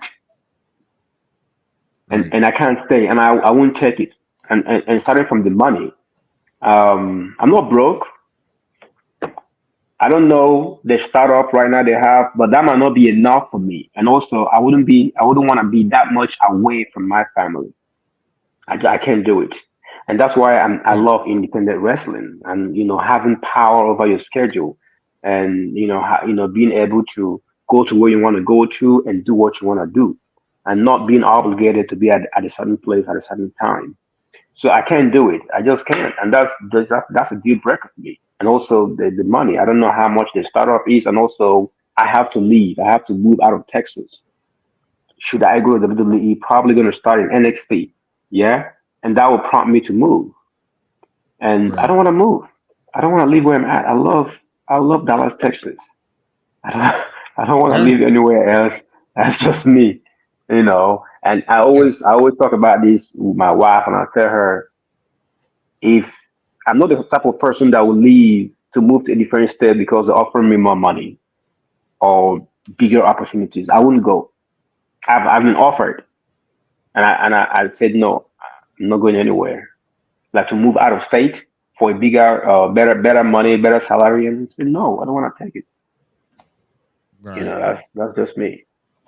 Well, hey, I don't blame you. I mean, because I had too many tie-ins even early in my life, and there was even a time when we thought about trying to see if I had what it takes for ECW, but then not knowing they were on the downcline whenever I thought about trying to go out for it. So it's kind of a blessing in disguise that I didn't. Mhm. And sometimes it just doesn't work out. But you're right, because for example, there's somebody that I've worked with, and when I was a promoter over in a different state close to me, I've worked with this women's competitor for a good while before she got the call up and was accepted over to NXT and moved her life to Orlando. And then when she got released earlier this year, then she had to leave her apartment and come back. And but the thing is that out of all of that, though, getting many independent bookings everywhere, you know, and she's being utilized more, and she's going back to her old gimmick. And Yeah. So you know, if I had a way to contact, I mean, because I know of her, I'm not going to say of her name. I said her name on here previously, but if we ever get the chance, I would like to see about getting her on this program to kind of talk about her experience, because because I've had her on my shows previously before she made that jump, and then coming back, but she's just pretty busy right now, and good for her though. But but you're right. Um, if you want that family lifestyle, you're going to have that shoot job to support yourself, and then live your dream out as much as you can to go to everything else. And the AIWF goes everywhere. Like I said, Yeah. last time, AIWF history was made around this area when we the national championship changed hands with Superstar Steve winning the title back in February. And I forgot the guy who had the title, but Superstar Steve's been champion now for about 4 months now for the national heavyweight title. In fact, him and Golden Boy Greg Anthony faced off a few weeks prior. Champion versus champion, and then but only for Greg's title, of course. But I mean, I'm sure the AIWF they go different. I mean, they're all across. They've got multiple countries across the world. And it's you just don't know where it's going to go. So, Yes. I mean, I think you're in a good spot. I mean, you've got education behind you. And like I say, you've got a good path to where you're at right now. I think you're definitely on a good solid path, and I'm happy for you that you're getting this opportunity to go and go back home this weekend and have a great homecoming. And so I know I speak for Zach that we're excited for you, and I know you're going to knock it out of the park. So, and I highly recommend any of our guests here to go back and watch this man's work in the ring and stuff. Specifically, I can't remember the exact match it was and what promotion it was, but the match that you have with Viper, he hit somebody in the back with like a kendo stick or something, or somebody hit it. I can't remember. That's how the match started, and then you came out. APW.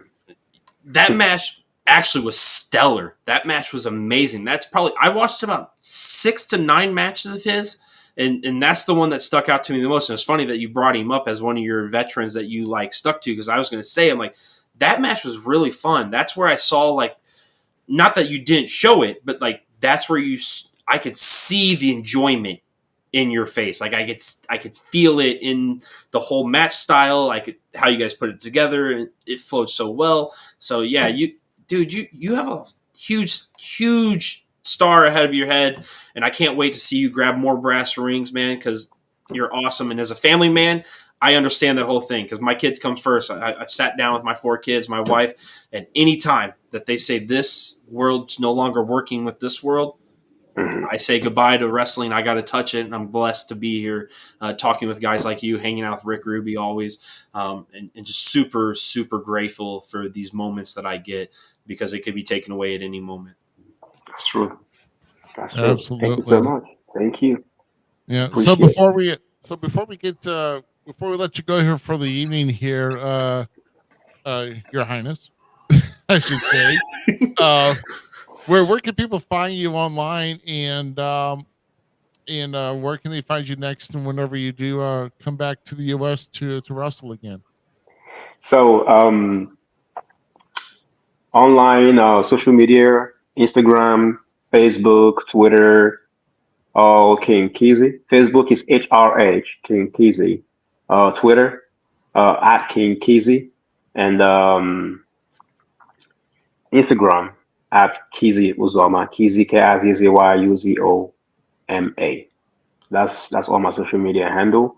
And then the next time I'm supposed to be wrestling here, actually I was supposed to come back on a Saturday and wrestle on a Sunday. But that's not gonna happen anymore. Um, Yeah, one severe jet solid. lag. Holy crap! Don't do that to yourself, man. I know, I know.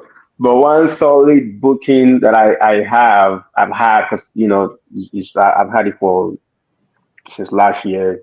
Um, South South Plain SPC. It's in Lubbock, so Okay. that's where I'll be in July 22nd. I might want to take a couple of weeks after I come back. So that's a good time to actually go back to wrestling, so I can actually, because I have other things apart from wrestling in Nigeria next weekend. I have other projects that I'm doing in Nigeria before I come back, so I'll be pretty busy for 2 weeks before I come back. So, Okay. yeah. So when I come back, I will need to rest before I get back to it again in July. So, but the solid 22nd SPC in Lubbock, Texas. That's confirmed. Okay. All right. Well, great. Well, I know that I know you're going to do well in this coming weekend, and then of course taking some time for a project, and then getting back to the ring on July 22nd, Hmm. um, in Lubbock, Texas, and man, I'll tell you, it was great having you on here tonight, and I'll tell you, it's we definitely wish you safe travels. Make sure you tell all your friends about this, about you know getting a chance to do this. If you get a chance to spread the word, or if they get a chance to watch on YouTube, because our show will always be in our library with you here. So Absolutely. yeah, so yeah, but man, it was great having a great chat with you here tonight. Glad we got a chance to know you, Thank get you. familiar with who you are and what you do in the business today, and like I said, we thank you for your time tonight, and we wish nothing but the best. All hail the Uh, king. Thank you. I appreciate it. Thank you all for having me. All right, I thanks a had lot, fun. Kizzy. Have a This good was night. fun. All right, you Thank have a good you. rest of your night, sir. You too. Bye bye All now. right, Bye bye. all right, bud. So yeah, so that was it. What another amazing guest, my friend. Like, Yeah, he was so much fun. I know. Like I said, they keep coming out of the woodwork, and we've got a lot of guys that are like wanting to come on and part of our podcast. But I mean, we could probably book all the way through the end of July almost if we had our opportunities here. But we got some big announcements that we're probably going to lay on you next week about what we got coming up in July. And then then of course going forward here. But I know before we get to our announcements here, there's a couple things we did not get a chance to touch on at the beginning Nope. because we were so rattled by watching NXT's Battleground here tonight, which, it's a great stellar show. We would like to see some different outcomes, but they are what they are. But I'm going to say it right now. The show is sucked. I am so mad. I am so mad. The two things I wanted to happen didn't happen, and I'm frustrated. And blasphemy for Ethan Page. Blasphemy. Good job, Trick Williams. Good job.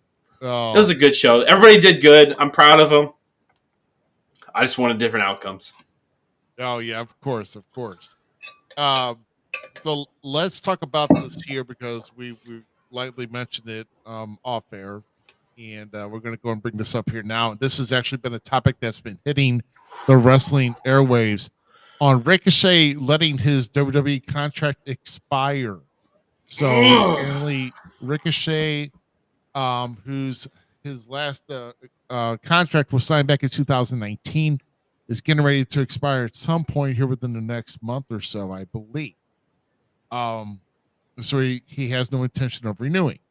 So the thing here is, do we want to put stock that he's going to go somewhere else? Because also think about this here. Becky Lynch did not sign a new contract either.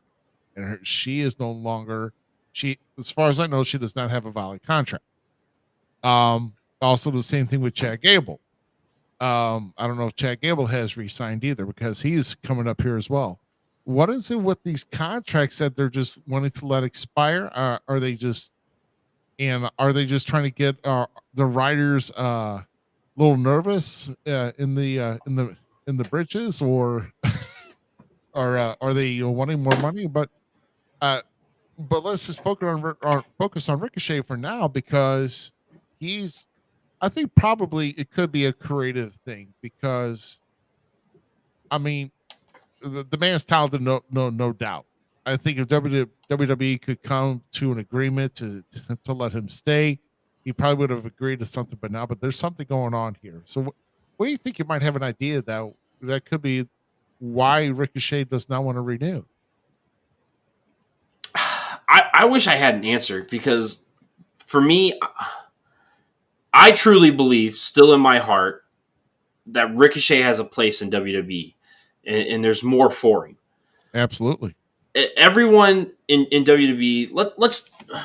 I hate to go back to the well all the time, and I talk about him all the time because he is one of my favorite wrestlers, and to watch his growth change over the years and his progression continue to grow. The Miz, okay, and like I said, I hate to go back to the same thing all the time, but the Miz was a guy that didn't become the man we know today overnight. He went through trials and tribulations, fights and fights and fights, and he's been there like 10 plus years now. I mean, he's going on some years with WWE now, right? Yeah. Ricochet's been there, let's say, I think it's 7 years now. 7 years, and people are like, oh, he hasn't done anything. He's had a couple mid-card titles, blah, blah, blah, blah, blah. WWE's also, during Ricochet's time frame have been through a turmoil period in professional wrestling of a transition of guards. Right? The old guard may not have seen the value in him that we, the fans, or other professional wrestlers saw in Ricochet.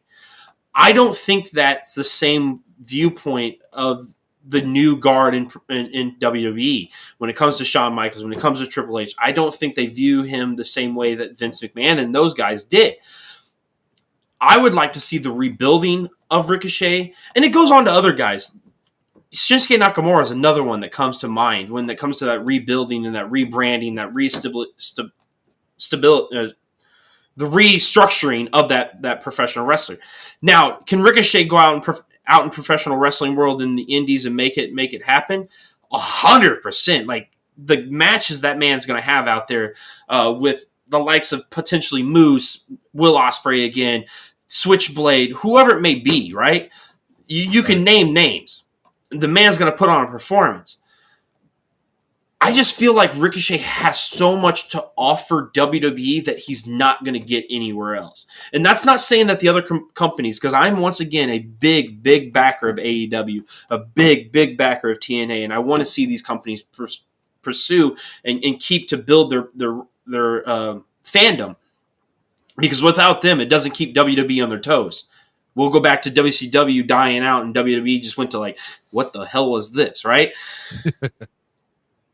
I it's kind of like how CM Punk went to AEW. I never wanted to see CM Punk in AEW. Never had that inkling of him being there. Never fit to me. It never made sense. And look what happened there. Cesaro, another great competitor, and not that Claudio hasn't had great matches in AEW. He has, but has he done anything in AEW? That's my fear of Ricochet. Malachi Black's the same way. Great competitor. Rusev, same way. He went to AEW. What have they actually done for the company to push it to farther stratospheres? Not much. Is Ricochet's name going to be that much of a stratosphere catalyst to promote AEW or TNA or whatever it may be? I don't think so. In long-term plans, maybe. I can't say that's a no-go, right? But there's so much that he has to offer the WWE fan base and the competitors there. His style is, bar none, better than most high flyers. If there's a guy that you put on a mantle in this world's with Rey Mysterio, with Psychosis, Juventud Guerrero, Juice and Thunder Liger, all those great luchador-esque wrestlers, it's Ricochet. It's 100% Ricochet. I just don't think Ricochet's been given the opportunity to bite into what makes Ricochet in WWE. That's my personal opinion. Yeah. Well, here's another scenario here too, because it's if everybody's into to behind the scenes in wrestling, everybody knows who Ricochet is engaged to, and that is someone who has really stepped up to put emotion and excitement into behind the mic when it comes to ring announcing, and that is Samantha Irvin. And some are fearing that if he does not renew and he goes somewhere else, she's going to want out of her contract. So here's the thing, though, people. Let's take, for instance, here. For the longest time, Rhea Ripley, Buddy Matthews. They just recently got married. And how long had they been engaged? They've been engaged for quite a while. They were going for quite a while. About the same time that Samantha and Ricochet's been going. So I don't see Samantha Irvin, if Ricochet does not renew, he goes somewhere else, which I really don't know why. I think it's got to be a whole creative thing. Maybe he's stagnant. Maybe he needs something more exciting, but if it's money, I can't see anybody else giving him a better money opportunity than WWE. And the only one that would be able to beat it out is AEW, because Tony is just going to go back to his dad and ask for more money to shell out for whatever reason. That's the same reason how he got Mercedes Moné to come on. And that's been nothing but a freaking ticker tape parade of nothing, if you ask me. And I really don't see it. The only thing that could benefit with him going to AEW, if that happens, once again, like you said, Will Ospreay and him having a stellar feud, series of matches, whatever. But then who else is he going to work with? Yeah, see, that's my problem. That's where I have the hard, like, Will Ospreay to me going to AEW was the goofiest thing in the world to me. Now I understand maybe it's because he wants to control his schedule and all that kind of stuff, and I can respect that. Once again, Will Ospreay is one of my favorites, and I'm not knocking the man whatsoever. But there's so many wrestlers there that he's already wrestled, and I'm not saying that can be said for WWE too, in all honesty, with Ricochet. But like, Ricochet's never really touched gloves with Roman Reigns. Ricochet's never touched gloves with CM Punk. Ricochet's never really had a match with Randy Orton. Him and Seth Rollins could have a way better match than they had back in the day. Like, so there's so many other things that they could do in WWE. I don't understand why making the jump. I understand being frustrated, because even myself, being in my shoot life, I've been frustrated and left companies because I didn't feel like I was getting my shake, all that kind of stuff. It goes in any direction of life. I don't see why one match would stand the test of why you leave. Wherever he goes, I'm happy that Ricochet's happy. first and foremost. So wherever he lands and wherever he hits, and if he's happy with it, I'm happy with it, because it doesn't matter if he's in AAW, TNA, Lucha Underground, not Lucha Underground, sorry, they're not even around. AAA Wrestling, CML, New Japan, wherever he would land, I'm still going to root him on as a fan. So it doesn't. I go to Lucha Underground because my favorite Ricochet character is Prince Puma. So Yeah. Right. My mind goes to that. But no, wherever he lands, I'm going to be happy for him, and I'm going to enjoy his work and the artist that he is in that squared circle. I don't see where it benefits him. I really don't, unless it is really just about money. And he's like, screw you guys, I'm going somewhere else. You gave me the speed title. I mean, Andrade has it now too, but like, yeah, I get it. I mean, like I said, there is not going to be a long-standing speed champion in any type of given point. I mean, that title is going to flop.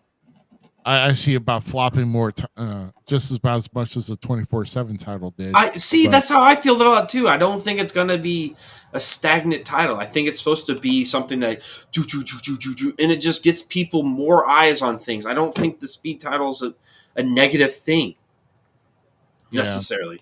It's just only an X exclusive, which once again, all of our X viewers, thank you very much for being on here. You once again have topped the total viewership right now in our live views right now. And for what, about the third or fourth week in a row now? I think we're going on like fourth or fifth, actually, dude. Dude, yeah. So keep it up, guys, and keep sharing and liking and subscribing. If we're hitting on things that you like, tell us. If you want to hear about other topics you want to tell us, please shoot us a message through X on FCE at FCE Podcast. If you want to tell us through Facebook or on False Count Everywhere, YouTube, hit us up on messages. Hey, like, there's a topic for you guys. Talk about this. I want to hear your views on it. We talk wrestling, people. My family out there, we love you guys, and you guys are always coming through. Give us topics if you want to hear us talk about something in professional wrestling of past, future, present, whatever it may be. We're ready to talk about it. Ruby and I will discuss pretty much anything when it comes to the realms of respecting wrestling. Of course, absolutely. But I think really smart thing is here. They may be working, and like I said, Buddy Matthews isn't going anywhere. Rhea Ripley's at home right now, but like I said, there are people that have in different companies that have worked for the longest time. Charlotte and, like I said, Andrade for a while, and it's their relationships stood the test of time. I don't see Ricochet and Samantha having it, but I think Samantha enjoys what she does, and I think they're going to give. Wouldn't it be messed up that they give her a lucrative offer to stay over what?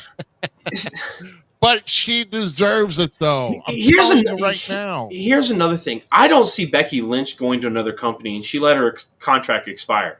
What if these people are just letting their contracts expire? To just take some freaking time to slow down and relax. How about that? Right. What if Ricochet just saying, hey, guys, I'm putting in my notice right now. Not that I have nothing against you guys. I'm not going to anyone else. And he's just going home to sit on the couch for a little bit to be like, thank God. Like, why do we put so much freaking, like, emphasis on them? Oh, they're going to AEW. Oh, they're going to... No, man. Like, they're people. They get burnt out. They get tired. I was just talking here in our hometown of Quincy, right? We had the go-karts, and one of my old friends there, he was a photographer, wonderful photographer in Quincy. Dude's name's Joe. Just great photos, right? But he was doing it so much that he truly got burnt out on it, and it was his hobby that also paid some of his bills. But he got burnt out on it, so he just stopped doing it. Wrestlers do the same thing. They may have picked wrestling up as a hobby, as an enjoyment, as a passion to give, this release of something, and they just get burnt out of it. What if Ricochet's just burnt out and wants a little time to sit on the couch for 2 months because he saved up a good penny, and then all of a sudden we see him show up back at WrestleMania or something because he's a secret person? Nothing's out of the realm of possibility when it comes to professional wrestling. So I'm not putting too much stock into it. Wherever Ricochet lands, I'm still a fan. I'm still going to watch his work, and I hope he enjoys whatever he does. So that's how I view it, and that's how I'm trying to view things now, and really working towards those viewpoints. I just don't think. I still think there's so much untold story in WWE that he needs to stay there. That's my preferred. But if he goes to AEW, if he goes to TNA, New Japan, click, I'm watching. Yep, absolutely. But the thing is, I would love to see Samantha Irvin stay in WWE Oh, because 100%. That woman's voice is amazing. Yeah. I mean, I know. Yeah, like I said, I think I really hope that he, Ricochet just takes some time. He does take this time to take some time off, and then let his body recoup. And like I said, I think whenever they're ready for it, because he needs to be on something higher than just feuding with or just kind of this whole thing with Dragon off and facing the other guy, facing Bronson Reed and all this other stuff. I think there's something way more for him. There is. Oh, there is. Like I said, I mean, he did have the Intercontinental title before Gunther took it off of him and had it for 666 days. Good Lord, that's not an angel number. But technically it is. Yeah. I mean, if you like angels in red, but otherwise, I think there's something more. And like I said, he's been U.S. champion, he's been Intercontinental champion. I think he's been tag champion. I mean, what more is there for him? But I think he needs to be on a main show, and I think he needs to. I mean, yeah, he's on Raw now, but I guess just kind of let this carry out and see where it takes him. So, and the funny part about it all is, like, we saw greats back in the early 2000s, late 2000s leave WWE and come back. Eddie Guerrero, I remember him getting released and going to the indie scene. And I'm like, he's never coming back. He's never coming back. And then he came back and had one of the greatest runs of all time before his unfortunate passing. But he had one of the greatest runs of all time for him as a wrestler and as a person that blew my mind. So who says that Ricochet can't do that too? I'm telling you, what if he's just taking a break, man? Let the man have his time. Oh, yeah. Right. Yeah, I totally get it. So we'll see how that goes. But like I said, don't jump to conclusions, guys. Just let things happen to where they're going to happen. There's a purpose for everything. Usually there is. So amen to that. It's not the end of the world. Trust me. Will it suck? Yes, but there's always something else to look forward to. That's all I'm saying. Such as what I'm going to talk about here. We've been displaying the results on here. Looks like the only major title change happened at the beginning of the night tonight in the 6-women ladder match, where Kalani Jordan is now the inaugural NXT Women's North American Champion. Should have been Lash. A lot of eyes were on Saul Ruka. A lot of eyes should have been Lash. And like some guys that were watching Meech in a Smack Lash Legend over the top rope and Peyton, but that was great. Oh my god! I still feel like the match went way too short, but that's me. It was quick. It was just over. Yeah, I mean, they were doing a lot of very fast spots, but yet there were nothing that was too dramatic to where they were down for a long time. But yeah, they were just working the tables, and but yeah. So Kalani Jordan, congratulations. Gallows and Anderson fell short. It's Nathan Frazier and Axum, who retained their tag team titles, but it was a great battle, and that was a good match. That was a really good match there. My son Chase was all for OC taking the title. Like, he come in the. Oh yeah. so I'm watching in the living room. Chase is watching in the bedroom. Chase walks into the living room. It's like, I'm done watching, and I'm like, why? He's like, OC didn't win. Yeah. I'm like, you're my son. You're my son. And then the next match is where we started seeing BS calls of the night as is this NXT Underground match. Somehow Lola Vice was able to defeat Shayna Baszler. I'm sorry if you're watching this match, and for somebody else who watches UFC and you're in the UFC Apex in Las Vegas, That match should have. No. To me, it doesn't flow. But I guess it's just the type of way the underground is. But trust me, if you're beating somebody's ass, you're not going to stage yourself up on announcer tables or go down the aisle or whatever the case may be. Keep your stuff in the ring, even though there's no ropes. I mean, I guess that's the kind of the appeal of the underground, but I'm not a fan of it yet. No. See, when they did Raw Underground, whenever Shane brought that back, whenever Shane brought Raw Underground, and they had those guys in there, they stayed in the ring. And those guys were. I dug it then too. Those guys were smacking, boy. They were smacking each other. I mean, with freaking hard moves and everything else. That was what made NXT Raw Underground what it was. And of course, that got etched out pretty quick for whatever. I always liked NXT's Fight Pit. I miss the Fight Pit. Maybe you should have done that. But I could have swore they were going to go somewhere off, like they had like in the cage or the underground or whatever. They just took off ropes and go out to the ring. Ropes are down. We got guys surrounding you though. But if you go out and do your spots, okay. It was a spot fest. Okay, it wasn't really anything. It was my least favorite of the matches. That's correct. Yeah. And then we had Oba Finney beating. God dang it! Now I forgot Wesley and Joe Coffey. Hold on. Yeah, Joe Coffey. What? Gallows. I was really kind of hoping Joe Coffey was going to win it. But Oba Finney's dope. I love Oba Finney. That was a really good triple threat. 100%. I mean, I could have thought that maybe Joe Coffey could have had it on a couple of occasions. I didn't think Wesley was going to take it back. But I thought it was going to either between Oba or Joe Coffey. And Joe Coffey came close on a couple of occasions to win. And but Oba defended successfully. Now to our next BS call of the night with the NXT Women's Title match. Stupid. And I'm just hoping there is a reason for this happening, people.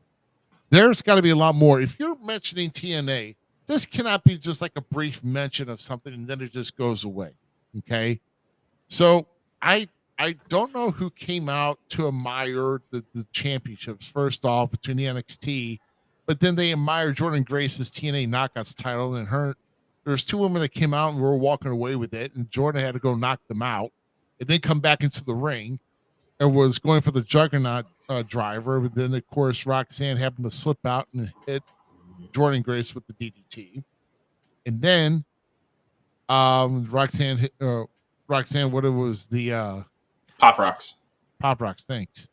Yeah. Then so she gets 1, 2, 3 and retains her title. So if it was a straight up one-on-one match, Roxanne would have had her butt handed to her. And I was telling Z before that we went on the air, Jordynne Grace is a competitive power lifter that has actually won broken records and has actually had lifting championships.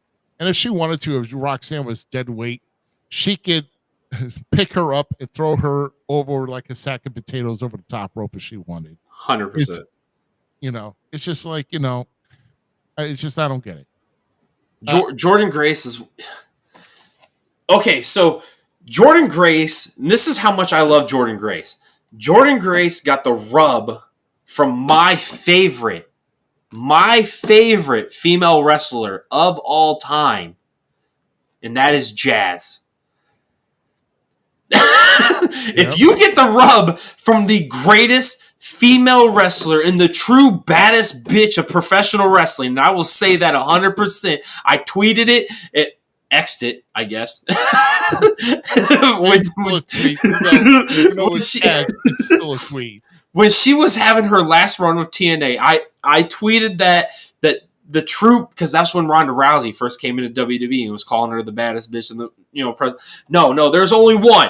There's only one, and her name is Jazz. She is the queen of all BA badasses in that effing ring. She gave the biggest rub to Jordynne Grace, and she sealed the deal for me. Like, I've always been a fan. I've always enjoyed Jordynne. I follow her on Instagram because she is just a boss chick. when Jazz gave her the final rub, I bought in 100%, and I was like, oh, yes. Anything that Jordynne Grace did was sugar on top for me, and she should have won the NXT Women's title. She should have won. I don't understand why you wouldn't pull the trigger on it. I am frustrated. I am not sold on Roxanne Perez. Booker T, I know there's people that we've talked to that love you. And I love that you love Roxanne so much, and I love that you gave her us, but damn it, she's not the person I want as champion right now. Yeah. There's something. Yeah, there should have been a shakeup there. I'm sorry. It would have been so amazing. Like the whole premise of like this whole world of two worlds actually colliding. I'm not saying it's done, but damn it, I wanted it to start tonight. Yeah, and you would have thought with kind of a TKO shakeup with WWE actually coming into the UFC Apex in Las Vegas to do an event. Having just the inaugural Women's North American Championship was, yes, it's history, yes, but you need something else to really shake it up. And nothing about this was fairly notable, because when we go on to the men's title match, Trick Williams versus all ego Ethan Page, ego section 100% ego section. There's a promotion in St. Louis, Missouri area that my buddy AJ and I went to go see, and I've said it multiple times. We went for the Lucha Bros. We 100% went for the Lucha Bros. I stayed because of two men. Two men are the reason I stayed.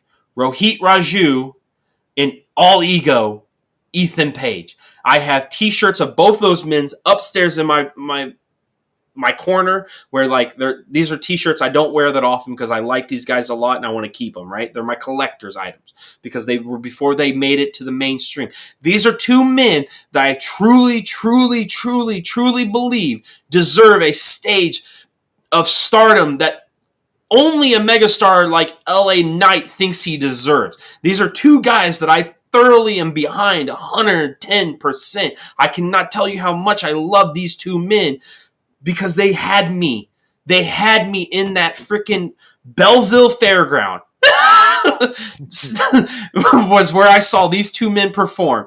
And they had me hook, line, and sinker as how damn good they were. And what a moment would have been for him to take over Trick Williams' spot in what could have been one of the most epic screw-over jobs, whatever it may have been, to get Ethan Page that title, because ego section needs to live strong. Heel section all the way. I am ego proud, and damn it, I'm disappointed my dude did not win that title. Oh, well, yeah, I know. Well, it's going to be interesting to see what happens this coming Tuesday with NXT. And then, of course, also, besides that, we're going to go ahead and take this one down because we've had it up here for a while. We discussed it. Yeah, like I said, Battleground overall, I would say, wow. If it wasn't for Jordynne Grace being there, and of course also Ethan Page, it would have been lower. But I think I'm going to give it a B overall.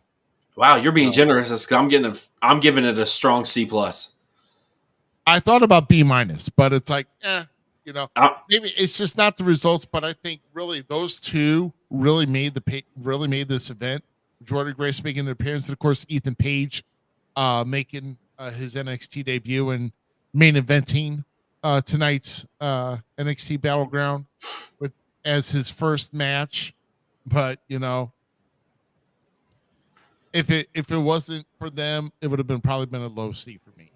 But okay, I can respect that. I'll give it a B- then. On that notion right there, I'll give it a B-. Yeah. So that's what I would have given. Yep. It. But I still see, like I said, I'm not going to I'm not going to lose faith in what possibly could be a good, beautiful, open door exchange, we should say, because prohibited portal. Come on. Maybe if WWE mentions TNA some more this week, maybe they'll get up to 21,000 views on their cable show this week. For like, hey, No, I mean, look what Jordan Grace almost did at NXT for WWE. Oh wait, we got 2,000 more watchers. I mean, it's better than Tony Khan literally pooping on TNA the whole time. Oh, well, did you ever see that? Tony Khan showed up on TNA network when they were having their partnership and literally just shitted all over TNA the whole time. Yeah. It's late in the night, and I don't have all night to go on about Tony Khan because I just don't want to put my energy into that. Please don't. I mean, I still like AEW. AEW's doing good. Yeah, well, I mean, they could be doing better. There's moves that I question, like one thing I would say for now is Willow Nightingale should still be TBS champion no matter what. 100%. 100%. That's what I'll say. That is one fact. And I'll tell you what. Yeah, just wait till memes next week, buddy. I'm going to have a good one for you. Just wait till memes next week. So just while everybody's watching on here, so to next week, of course, next Sunday, of course, is Father's Day. Of course, I want to make sure that good Z here gets times with his kids. I'm going to be enjoying just seeing what my kid around here is going to be doing for Father's Day. But we will be back here next week for episode number 150. And we are going to be talking about dads in wrestling. Do we get to talk about the deadbeat himself? We could talk about the deadbeat. Yeah, we could talk about the father figure of AEW. Yes! Talk about that. Oh, and I can't wait. Also a very popular dad that's really hit all the big independent. There's a major hitting everywhere in the U.S. in independents. With Dan the Dad, with that. So I mean, I love Dan the Dad. Yeah. Too bad we can't have Dan the Dad on here for this conversation. Actually, that would be a fun conversation. Actually, so if any Glory Pro people out there are watching us right now, okay, get us in contact with Dan the Dad because that would be a great conversation if we could get him on to talk about dads of professional wrestling. That'd be all that. Ruby, why did we not think of that sooner? Oh my gosh! I wish I had a better answer for you. I really don't. In fact, give me 1 second here because I actually wanted to bring something up here real quick. Let's see if I can do this. Crop and I want to save something here real quick, and then I'll let you know why I'm doing this. Because you take your time. It's funny how we're talking about this, and that we may be a little bit too late for doing this, but I want to go ahead and get this posted. So give me 1 second here. I would have to say that Dan is not my dad. Yeah. But the funny part is, Dan is my dad. Yeah. My real dad is Daniel. Yeah. So, yeah. So he's going to be a little bit busy. Here's why. So this is. Oh my God. So this is next week in St. Louis at Second Shift Brewing. It's a tailgate mania. I don't know what it involves, but it's a 2-hour event from 1 to 3 next Sunday. And I don't know if it's just like a wrestling show. It's at Second Shift Brewing. I don't know. I don't know either, but if it has Dan your dad and it has this great roster on it already, look at those faces. Glory Pro is a wrestling company in St. Louis that everyone needs to be taking notice of because those guys down there kill it, and the gals kill it. That's a awesome show. I know we talk about SICW all the time. That's one of my favorite promotions down there in the St. Louis area. This is another one. Like, there's so many great wrestling promotions down there. Please, support your indie wrestling because these guys are the heart and blood of professional wrestling, if you ask me. Not just Glory Pro. I'm talking about SICW, IEW, NGW. The list goes on and on. So many promotions. If you don't go to indie wrestling, you can't feel the main rosters, guys, if you don't go to these indie shows.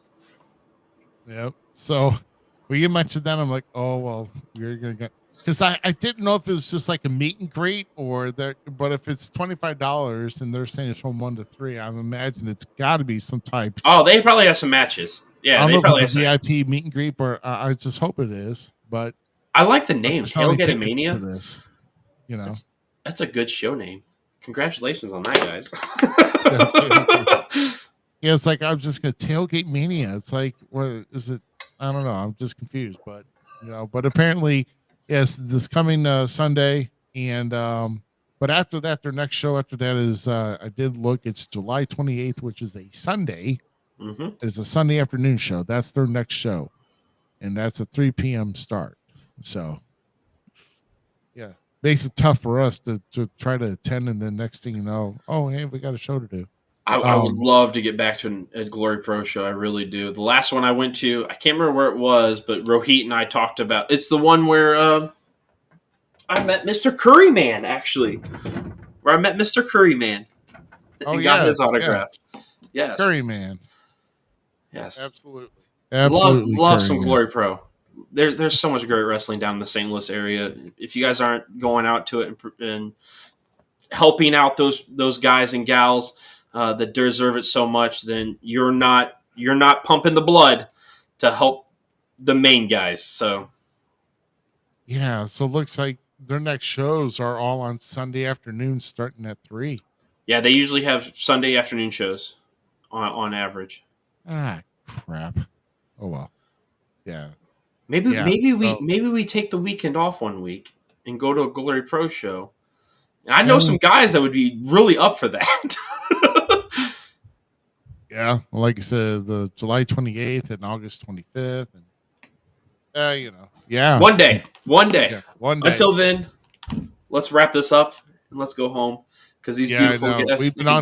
We've been on here a great while here, but for those that have been continuing to watch us here through this entire night, we thank you very much. Make sure you're spreading the word. In fact, one more thing I will do is if you've not done so already, make sure you're scanning that code, because that is where you can find us everywhere online, all of our social media platforms, everything else. So get a chance right now here. I'm going to give you about another 15 seconds to hit that QR code. If you missed it, go back and watch the replay and then go and try and scan it again. But it should work. It puts us to our Facebook, our YouTube, our Twitch, our X page, our TikTok and Instagram pages. And then, of course, our page that we had active for about 1 month, which is our Kick page. We have not put anything up there since nobody wants to. Apparently, that realm of the gaming world does not care about wrestling. So, and just to show you know, it does work. So that's where it takes you if you use your phone, and it takes you right to all of our pages. And all you got to do is, if you haven't done so, follow, like, subscribe, do whatever you need to. But make sure you're taking care of this.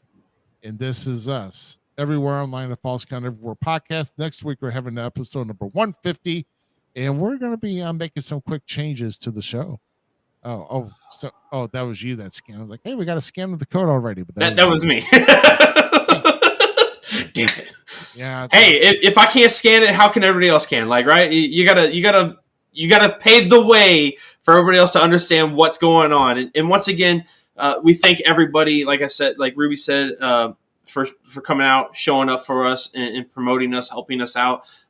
X, you guys out there in X world. Dude, you're killing it. We love you guys. So, like, thank you guys again. We're grateful to keep doing this. And we're going to keep doing this until you guys tell us not to. So, 10-4. Yeah, in fact, as we're doing that, we actually just got 2 more people on X that just happened to log on. if you believe it or not. That's awesome. All of our X followers at FCE Podcast, make sure you're following our show. Leave us a message or whatever. If there's any type of anything else you need, just let us know. But next week we're going to have a Dads and Wrestling themed show for episode number 150 for Father's Day. And man, we've got a lot of exciting guests upcoming here, and we're just looking forward to it. So make sure you're sharing the good word about Falls Count Everywhere, and we're going to be having maybe tease you with some new stuff that we're working on as well behind the scenes. I know Zach knows about it. I know about it. And we may even post it on another page, but we're going to tell you about what we're going to be doing about some things in July that's upcoming here too. So we're going to let you know all that. But while I keep talking about it, when I can tell you about that next week when we have episode number 150. And we thank you once again, guys, for tuning in here tonight for the Gem Signal Mouse Zmiz. I am Rough Cut Rick Ruby. We thank you very much for watching tonight, and we'll see you next week at 9 p.m. Central here on Sunday night for episode number 150. Have a great rest of your week, guys, and we'll see you next week. Father's Day evening, everybody. You have a good rest of your night. Peace. See ya. Thanks again for tuning in to tonight's episode of the Falls Counts Everywhere podcast. Don't forget our friends at the following: Keeping It Cool with Tyler Cooley, the Squared Ring podcast, and We Talk Wrestling. The Falls Counts Everywhere podcast is an LTX Enterprises production.